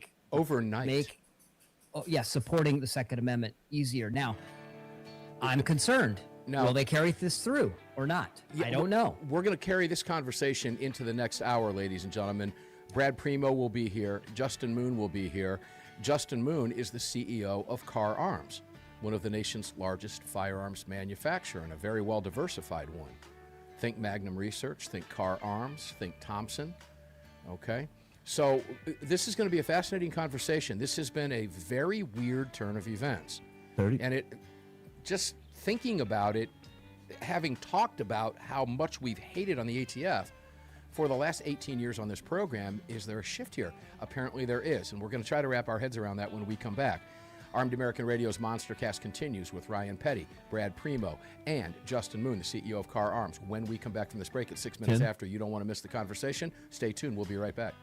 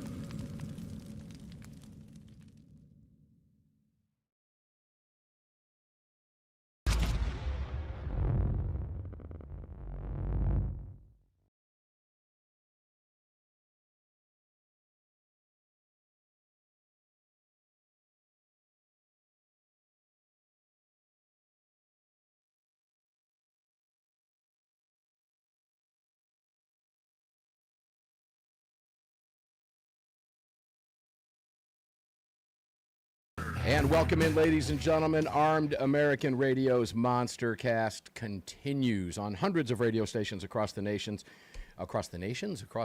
You are listening to a heavy 100, top 100 talk radio broadcast in America for 2025. We're hopeful we hit that again for 2026. Fingers crossed there. You never know. It's been an honor to be on that list for 2025. Let me put it that way. And welcome in. If you're just joining the program, welcome to the program. If you're rejoining the program, welcome back. Greg in Dallas, Texas, how you doing, my brother? Not too bad. I wanted to point out Nations is actually correct because you are broadcasting to the greatest nation in the United States, which is Texas, as well as the United States. There you go. Man. You know, it took me a long time. I used to drink beer a lot. I don't drink beer anymore, but I remember being in Texas, and the first time I had an actual beer, Lone Star beer in Texas. Yeah. Actually in Texas. Yeah. I was at the Stockyards in Houston. Okay. And that was the first time I ever noticed on a bottle of Lone Star, it said the National Beer of Texas. That's correct. Absolutely correct. Texas declares its independence for a day, and it is its own nation. It's a beautiful thing. For the rest of eternity. For the rest of eternity. That's a wonderful thing. Gotta love Texas. What does AWR say? If you're going to be dumb, don't be dumb in what? In Texas. Don't be dumb in Texas. We had fun with AWR Hawkins. So, guys, welcome into the Car Firearms Group studios. Mark Walters filling your prescription for freedom today and every day. We're going to be doing this again tomorrow, 4 p.m. Eastern, 1 Pacific, on Armed American Radio's Daily Defense with Andy Hoosier, the voice of reason. I had the honor to join him on his Saturday program from 5:30 to 6 p.m. Eastern Time, 4:30 to 5 p.m. Central Time. Always fun to be joining Andy Hoosier, and he'll be with us on Monday. You never know what he's going to come up with, do you? No. No, it could be anything. It could be anything from UFOs and UAPs to whatever's going on in Kansas and everything in between, ladies and gentlemen. So make sure to tune in tomorrow to Armed American Radio's Daily Defense. All right, guys, let's see. Let's start with, let's bring Ryan Petty in. I see Ryan is showing without a camera on here. He's just showing audio only. Ryan, do we have you in here? I'm here. Let me see what's going on with the camera again. Yeah, bring that camera back up. We love having you on the camera. Got the Roundtable photograph. There he is. He's coming back up right now. It's just a black screen. There he is. There's Ryan Petty. And Ryan, let's welcome in Brad Primo. Brad Primo, CEO of Lead Slingers, combat vet, and former law enforcement officer. Brad, always a pleasure to have you here. Welcome in, my brother. Thanks for having me, Mark. And speaking of Texas, I just want to point out Texas would still be Mexico if it wasn't for Tennesseans with rifles going down there. There we go. Here it is. That's for a whole nother show. Thanks for bringing that one up, Brad. We've got enough to talk about. Hey, we talked about cows in the last hour, okay, so with Ryan, so we're good to go. I guess we I'm can cutting go. Brad off. He's done. No, don't do that. It's my show. We love Brad. Keep him on. That's beautiful stuff. Because I'll tell you what, Brad knows his history, and if you ever heard him talk about the Spanish Civil War, I would highly recommend you pay attention to what he knows what he's talking about. He knows what he's talking about. And Justin Moon, CEO of Car Arms. Justin, I have really been looking forward to this conversation with you. Based on what happened last week, Justin, boy, do we have questions for you, and we can't wait to get your response. We have an FFL at the Roundtable in Ryan, and we have Brad and I bringing in our opinions, educated, to say the least, and you as the CEO of a major firearms manufacturer. So let's start with you. Justin, welcome in. How are you today, brother? Doing good, Mark. Always good to be on your show. Yeah, it's always fun. Now, okay, as a firearms manufacturer, I have to ask you your thoughts. The conversations that we have had about ATF over the years together on this program appear to be flipping a complete 180 here, Justin, with what's going on with Robert Cicada. Now, I want to point out, just for everybody's benefit at the table, listeners, you've already heard this, and AWR was on the show. Ryan's aware of this. We talked about it in the previous hour. But AWR Hawkins from Breitbart, I happened to be on the phone with him on Saturday when he got a text message directly from Robert Cicada inviting him to Washington. AWR landed in Washington at 5:15 p.m. Eastern Time today, and he will be with Robert Cicada in the offices of the director of the ATF for private one-on-one conversations on the record, and we'll be getting all kinds of really fun exclusive stuff between him and Breitbart News that he's going to be reporting. And Justin, Brad, Ryan, they are good friends. This is a complete flip from just 2 weeks ago, Justin, when you and I were at NRA. This is a complete 180. How do you see this? How do you wrap your head around this? Is is the ATF our friend now all of a sudden overnight? Justin Moon, CEO of Car Arms? Well, I don't know if they're our friend, but certainly this is the most friendly ATF director we've ever had, without a doubt. So kudos to President Trump's administration for making this pick, and we look forward to a good relationship with the new director. Wow, did you ever think you would say that? When I listen, No. when I hear you say that, knowing you as long as I've known you, and the things we've had to say about the ATF over the years, it's shocking to me to be having this conversation with you. It really, truly is. And it really is, Justin, a breath of fresh air, is it not? It certainly is different. Wow. Okay, it is nuts. Brad Primo, your thoughts on all of this? I mean, I think it's pretty amazing, and it kind of goes to show you that if we get the right people in the right places, that government can, doesn't have to be a hostile entity at all times, and the ATF, it can actually be I guess you could call it a force for good if it actually gets used to prosecute and go after violent criminals who are misusing firearms and victimizing people, instead of coming after people like Justin, people who own gun shops, people like everyone listening to this show that are just regular Americans who own firearms. And that's how it should be. Brad, I never thought I would hear those words come out of your mouth on this program. Yeah, me either.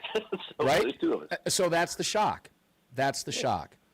And the question that I asked, and Ryan, I'll come back to you in a minute because we talked with you in the previous hour, and I know we've got other listeners coming in, so I'll get to you on this in just a second. But, Justin, the ATF exists. It's not going anywhere anytime soon. If it's going to exist, can we actually turn the ATF into a government law enforcement agency that literally flips the script and works on behalf of gun owners as the Office of Second Amendment protection that Trump has already put in place? How is this? Would we be better off without it? I mean, I'm not even sure how to phrase these questions. It's so bizarre to me, Justin. Well, the ATF is behaving differently because the president is different. If we get a Democratic president in office again, it's going to be an awful time, and it's going to be an awful agency. So it's probably better in the long run, really, to not have it and just have constitutional rights. Okay, yeah, you're right about that, and you raise an interesting point. Ryan, I'm going to go to you as an FFL based on what you just heard from Justin. Obviously, an ATF working in our favor is a good thing, okay? Would the American people put up with, yet again, another flipped script in 2028 with a Democrat who would come in and turn the ATF back into a weaponized agency after working on behalf of our constitutional rights for what is now would be the previous 2.5 years? Would the American people put up with that? Oh, half the country would. And that's what makes me so nervous about this, right? As I mentioned before, I'm as excited as Brad and Justin, and we all are about this, right? But I'm leery because, again, these are regulatory changes.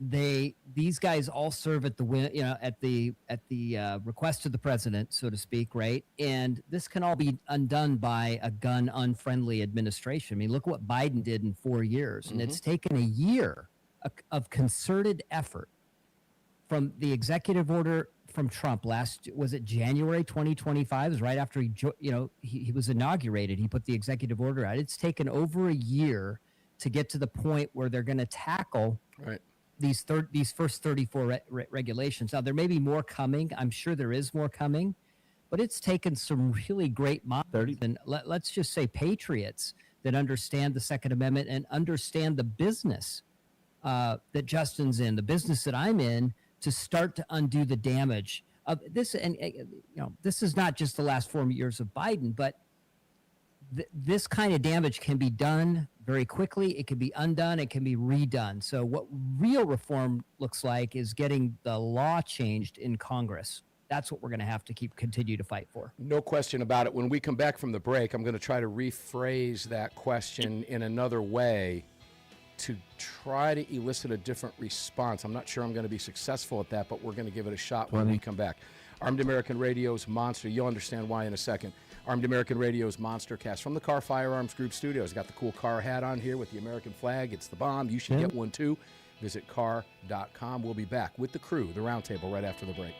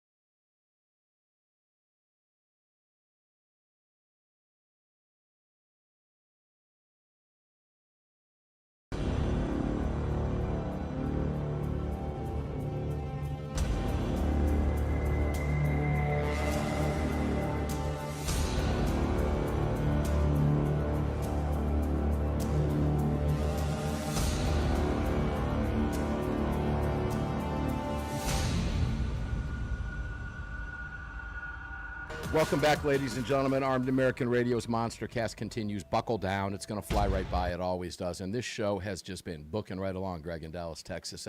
Was I wrong about that at the get-go? I told you this was going to just move right along. No, it's zipped right on by. The Boy, oh Zoom boy. switch has been full effect. Yeah, hit the brakes. Normally, I would tell you, hey, it's Sunday, back off a little bit, get off the Zoom switch, but you hit the brakes, man. We have a lot to talk about here in ways that I'm not even sure how to articulate these questions. This is so bizarre to me. And the more we talk about it tonight, the more bizarre it becomes, quite frankly. Because as you ask the questions, you begin to conjure up these ideas in your mind. Did you ever think we would get here? And you have to remember, ladies and gentlemen, if you're new to this program, this is an organization that we have been, Greg, I guess the way to say it is we haven't been real kind to the ATF, regardless of the administration. And we shouldn't be. We shouldn't have been.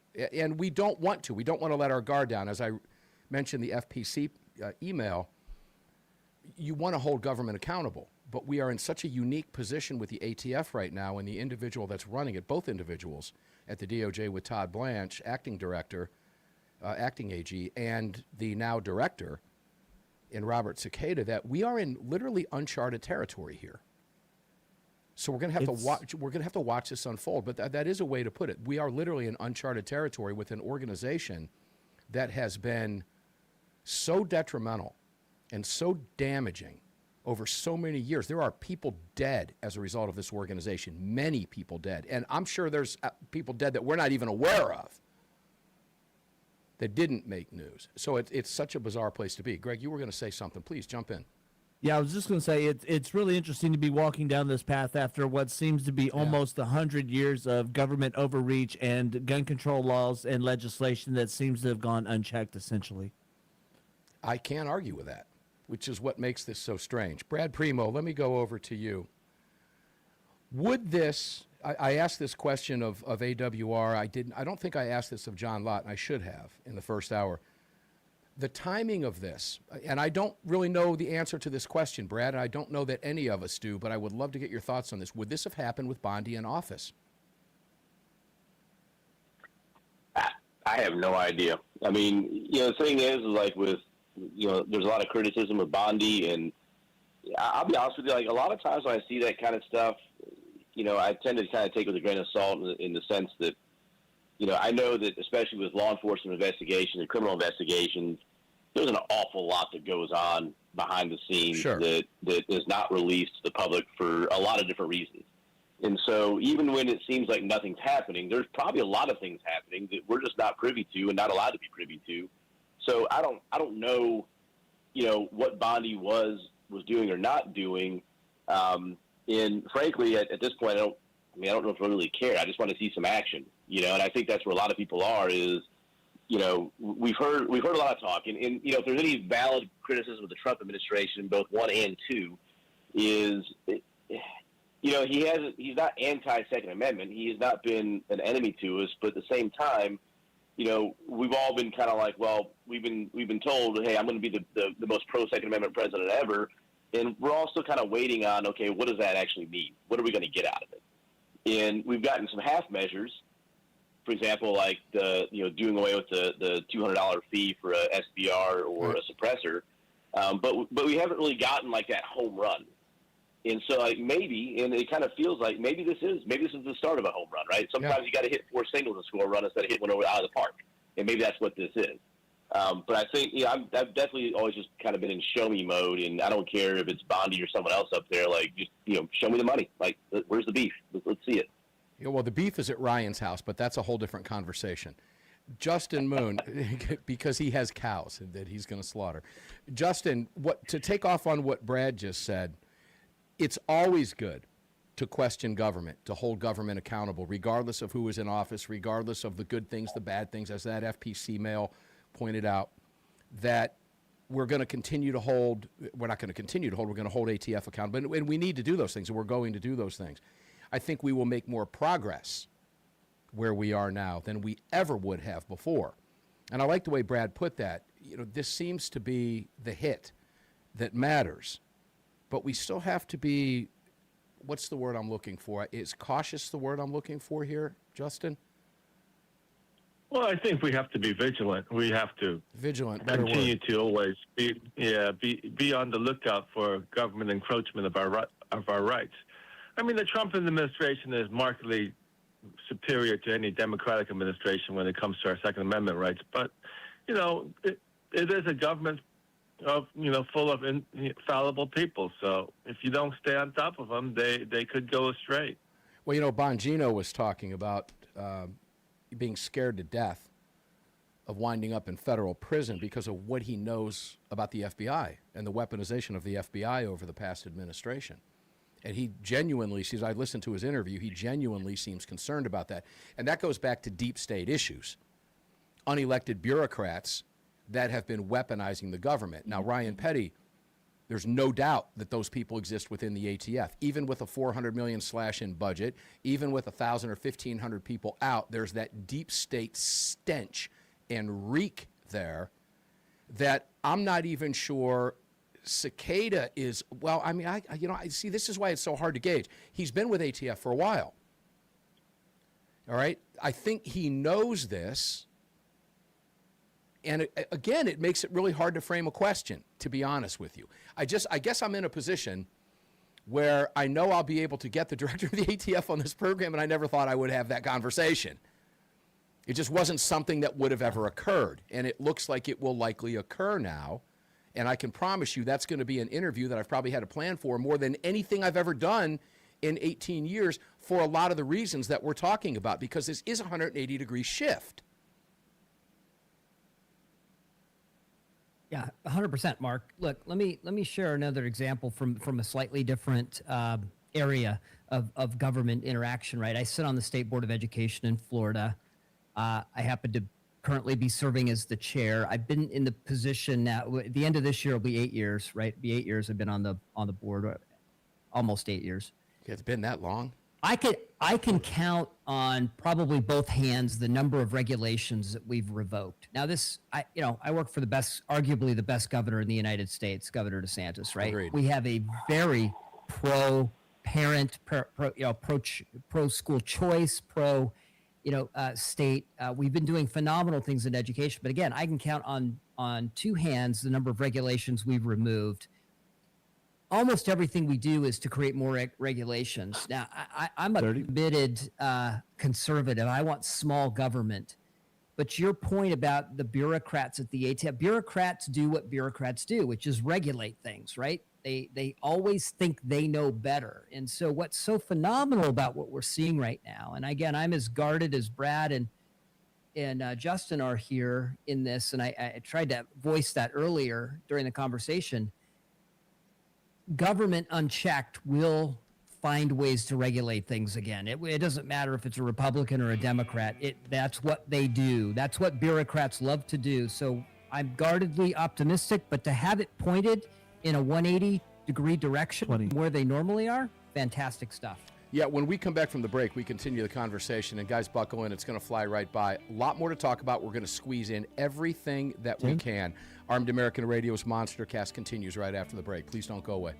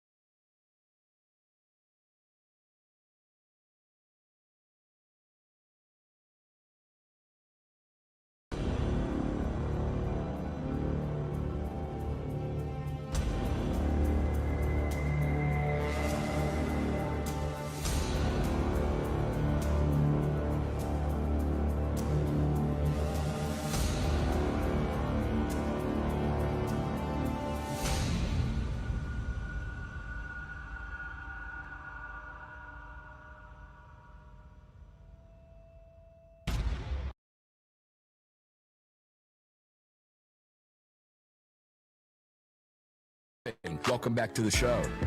Yeah, welcome back to the show, guys. Armed American Radio's Monstercast continues. This next two segments are just going to book right along because Greg is definitely on the Zoom switch tonight, Greg. So, Oh, yeah. yeah, normally I would say keep it on, not now. I wish we had another hour for this conversation.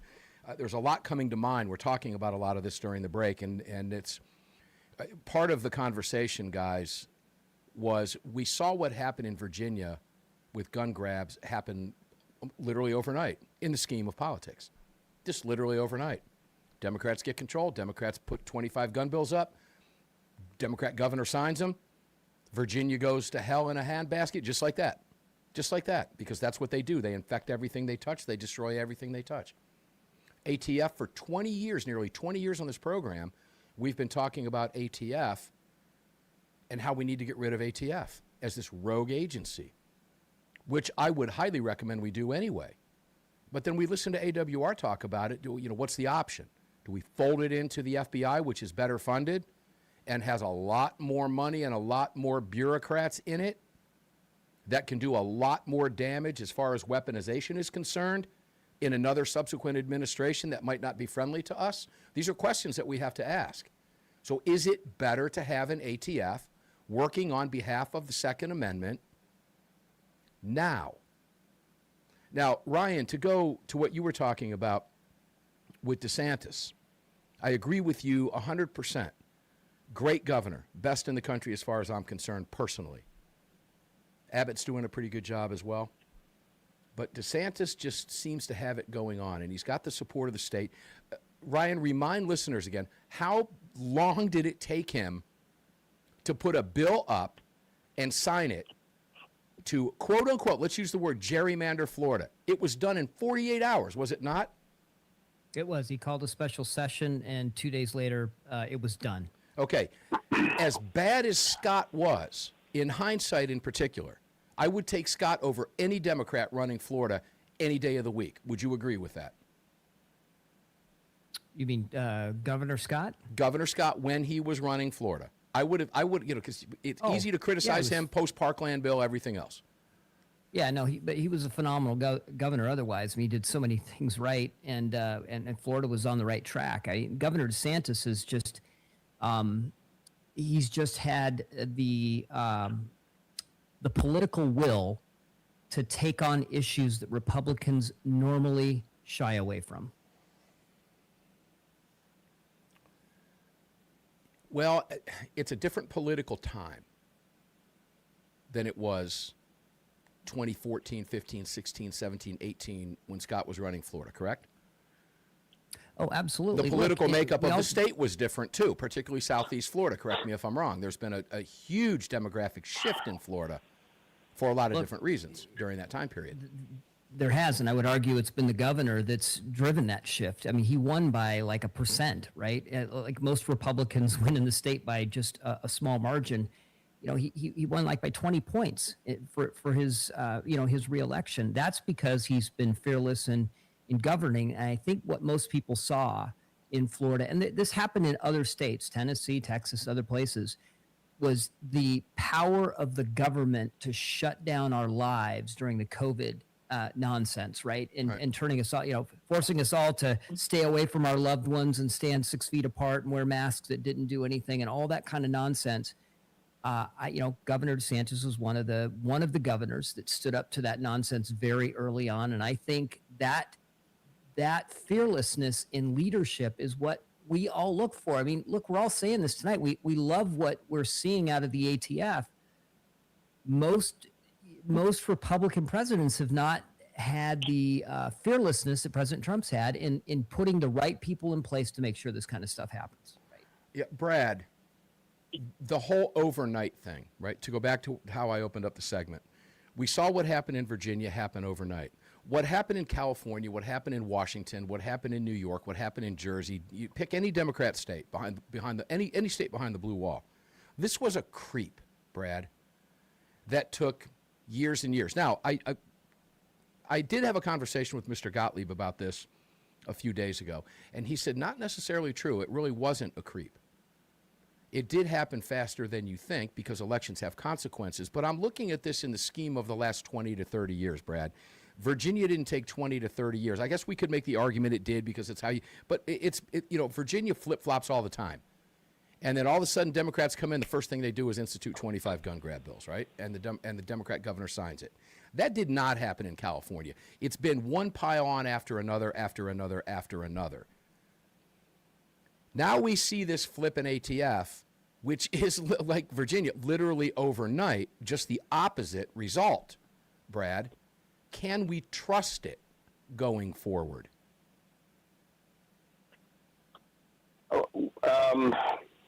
And I don't know if I've asked. I don't know if I've asked that question properly, and because I'm not sure. I'm going to be very upfront and very honest. I'm not sure because I don't trust government. Well, but it's there. We have to deal with what's there. Go ahead. I mean, I think that's the right position, not to trust government. I mean, you should never trust the government. So, no matter what. But I think Justin actually, I mean, he really hit the nail on the head at the beginning of all this, which is, we may be able to turn the ATF friendly now because we have the right people in place. But, depending on how elections go in the future, someone else could come along and completely 180 that and turn it into something that's a very bad thing. And so ultimately, we have to rely on the Constitution and do away with unconstitutional organizations or parts of government, such as the ATF in general, and go back to what our guaranteed rights are and oppose any infringement on that and oppose any bureaucracy that could potentially infringe on that. And so, even though like this all sounds good and maybe it will be good for us for the next couple of years, we have to remember, and I've said it on the show before, which is, Democrats, their approach to power is the way an alcoholic approaches alcohol. They're going to abuse it every time they get around it, and they can't help themselves. That's a great point. And so unless we somehow completely lock them out of power, which I would love to see happen, we have to always keep that alcohol, so to speak, under lock and key so the Democrats can't get their hands on it. Let's go to midterms, because what you're talking about now, we've had this conversation on the air a number of times. Justin, let me flip this over to you because obviously you've been very concerned about the midterms, everything happening in Iran. We've had private conversations in the group chat as we prepare for these shows every single week.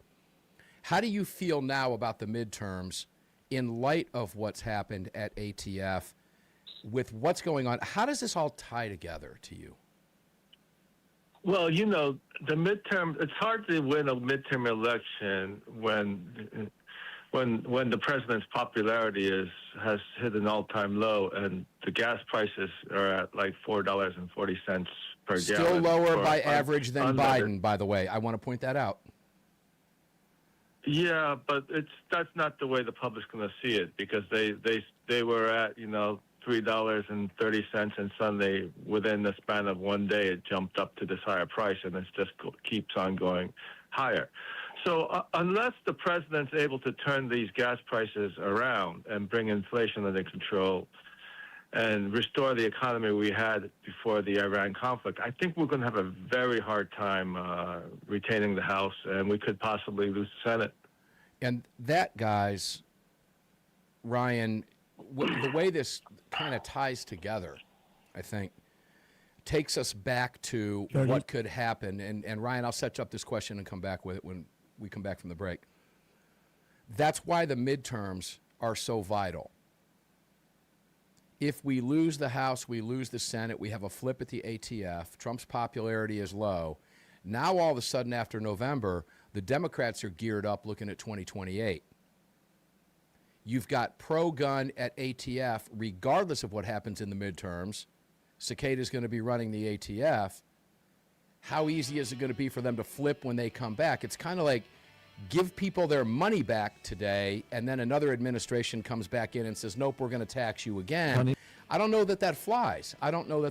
Guys, we're running out of time. When we come back from the break, we're going to turn it over to Ryan. We've got one more segment to go.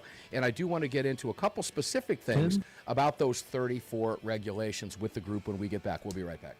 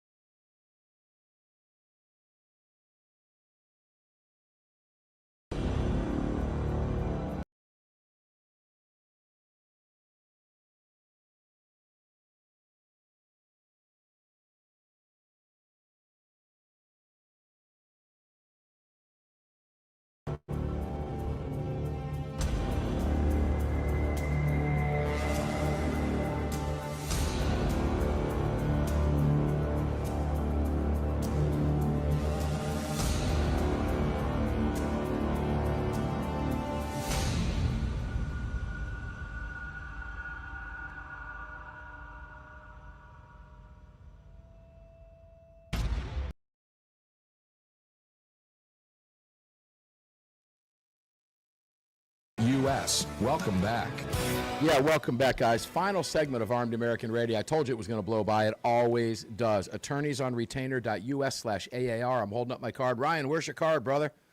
Hold it up for the stream. He's got one. I know he does. Back in my wallet. Oh, he put it back in his wallet. See, I have two of them now because I was in. I never go anywhere without it. I was in Houston and they gave me another one, so I have two of them out here. And there it is. AttorneysOnRetainer.us/AAR, ladies and gentlemen. The most important card you can carry in your wallet. Okay, it's not American Express. It's this one, because this is your lawyer if you ever have to use a firearm to defend your life. I don't care if you're going to the grocery store. Look, you carry a gun because you know bad things can happen. In an instant, a split second, in the blink of an eye, it happened to me. I wrote about it in my book, Lessons from Armed America. Driving to work, boom, traffic light. Within 30 seconds, I had my gun drawn on two individuals. Thank God I didn't have to pull the trigger.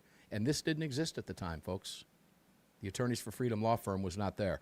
All 50 states, they're there now, and they're there for you. And the back of the card shows you everything you need to do at that exact moment in time when the worst day of your life unfolds.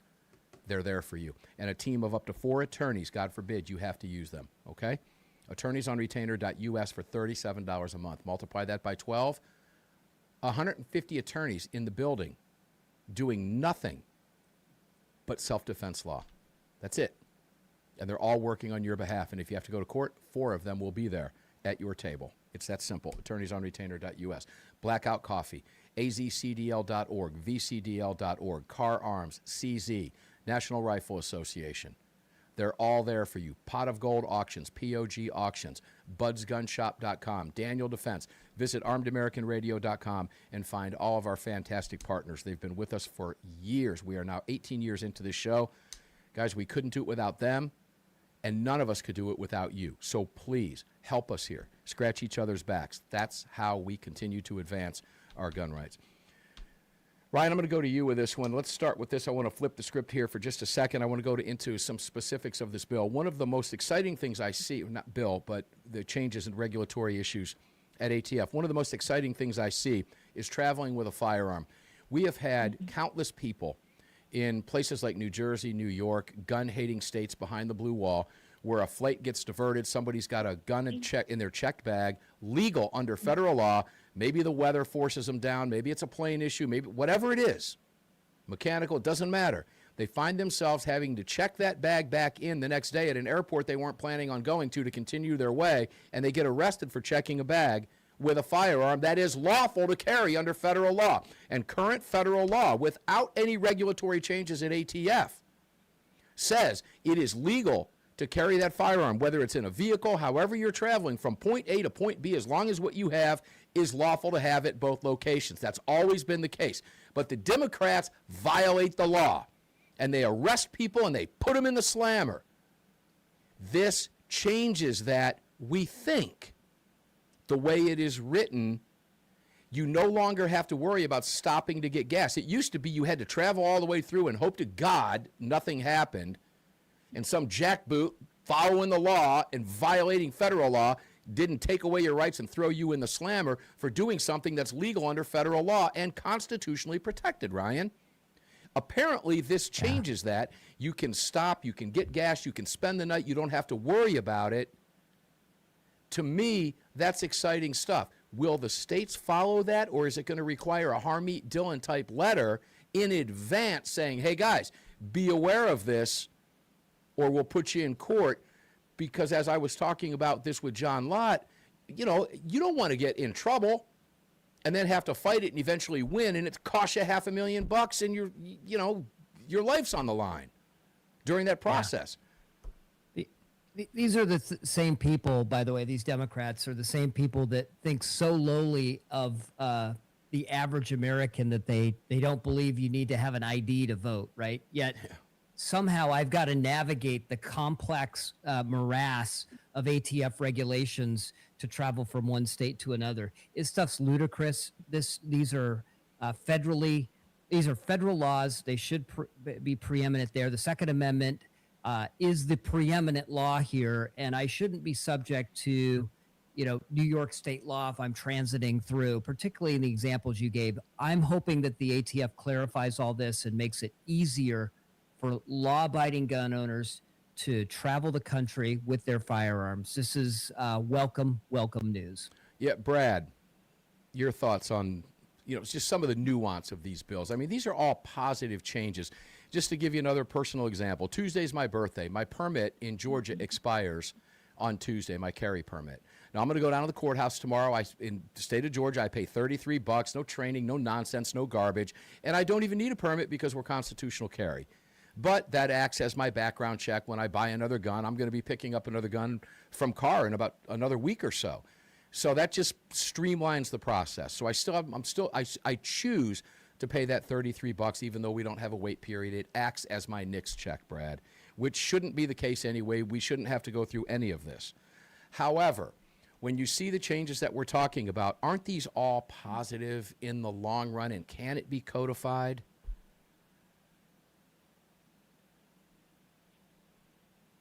Brad, do we have you there? I think he might be muted. There he is. There's Brad. There he is. Sorry. That's okay. It happens. It happens. We got to be prepared. I mean, it is positive, obviously. I mean, any step forward is positive, and I like what I'm seeing and hearing, and, it's all common sense things. I don't want to be a downer, but we have to be prepared for the fact that even if we codify it, the Democrats' play in the long run will be to just ignore the law. Exactly. Okay. Yep. Like same thing with SAVE Act. Like it's a great idea and we should do it. But I'm going to tell you right now, as soon as we get that law passed, the first opportunity they get, they will willfully disregard the law and they will dare the federal government or force the federal government to do something about it. And frankly, the federal government law enforcement does not have the manpower to go into however many states Democrats are in control of and make them follow the law. It is straight from the communist playbook to treat anything that's not invested in leftist ideology as being illegitimate, and they will disregard the law until they are physically stopped and made to do it. And so we have to keep in mind that no matter what we do, and it's going to be positive until the wrong people get in charge or whatever, but no matter what we do, there's probably going to come a time where we're going to have to do some really mean things to make these people follow the law, plain and simple. Justin, I'm going to give you the final word on this. Great advice, by the way, Brad. Justin, you get the final word on this. 30. We have 30 seconds. No one knows more about the communist playbook that Brad just mentioned than you and your family. Is it smart for the DOJ to warn these states in advance of these changes that if they violate these changes in regulatory nature at ATF, that they will be held accountable before anything, for example, like travel? Go ahead. You got 20 seconds. I'm sorry, we're running out of time. Yeah, I mean, the crazy blue commie states, they're not going to follow any direction which the DOJ gives them regarding the Second Amendment. They're going to do whatever they want, and then you'll have to sue them and win in court. Proactive from the DOJ. Those letters like Harmeet Dillon sent to Virginia need to go out in advance, don't they? They should. Agreed. Justin Moon, CEO of CAR Arms, thank you, brother, for everything that you do at CAR Arms. Ladies and gentlemen, please make sure to visit CAR Arms. I've got another X9 coming. I can't wait to talk to you about it, by the way. These X9s are amazing. I have one sitting right here on the desk with me in the studio. It protects me in the studio. It protects me on my person. It protects my house, my car, my family. CAR Arms. Make sure to check them out. 20. Brad Primo, CEO of Lead Slingers, former combat vet, law enforcement. Thank you for everything you do. Ryan Petty, we'll catch up with your cows, and I think I might take the trip down there to get some free steaks, brother. Guys, we're going to get up and do it again tomorrow because they don't want us to. Enjoy what's left of your day. Stay safe. We'll see you on the radio tomorrow. You just filled your prescription for free.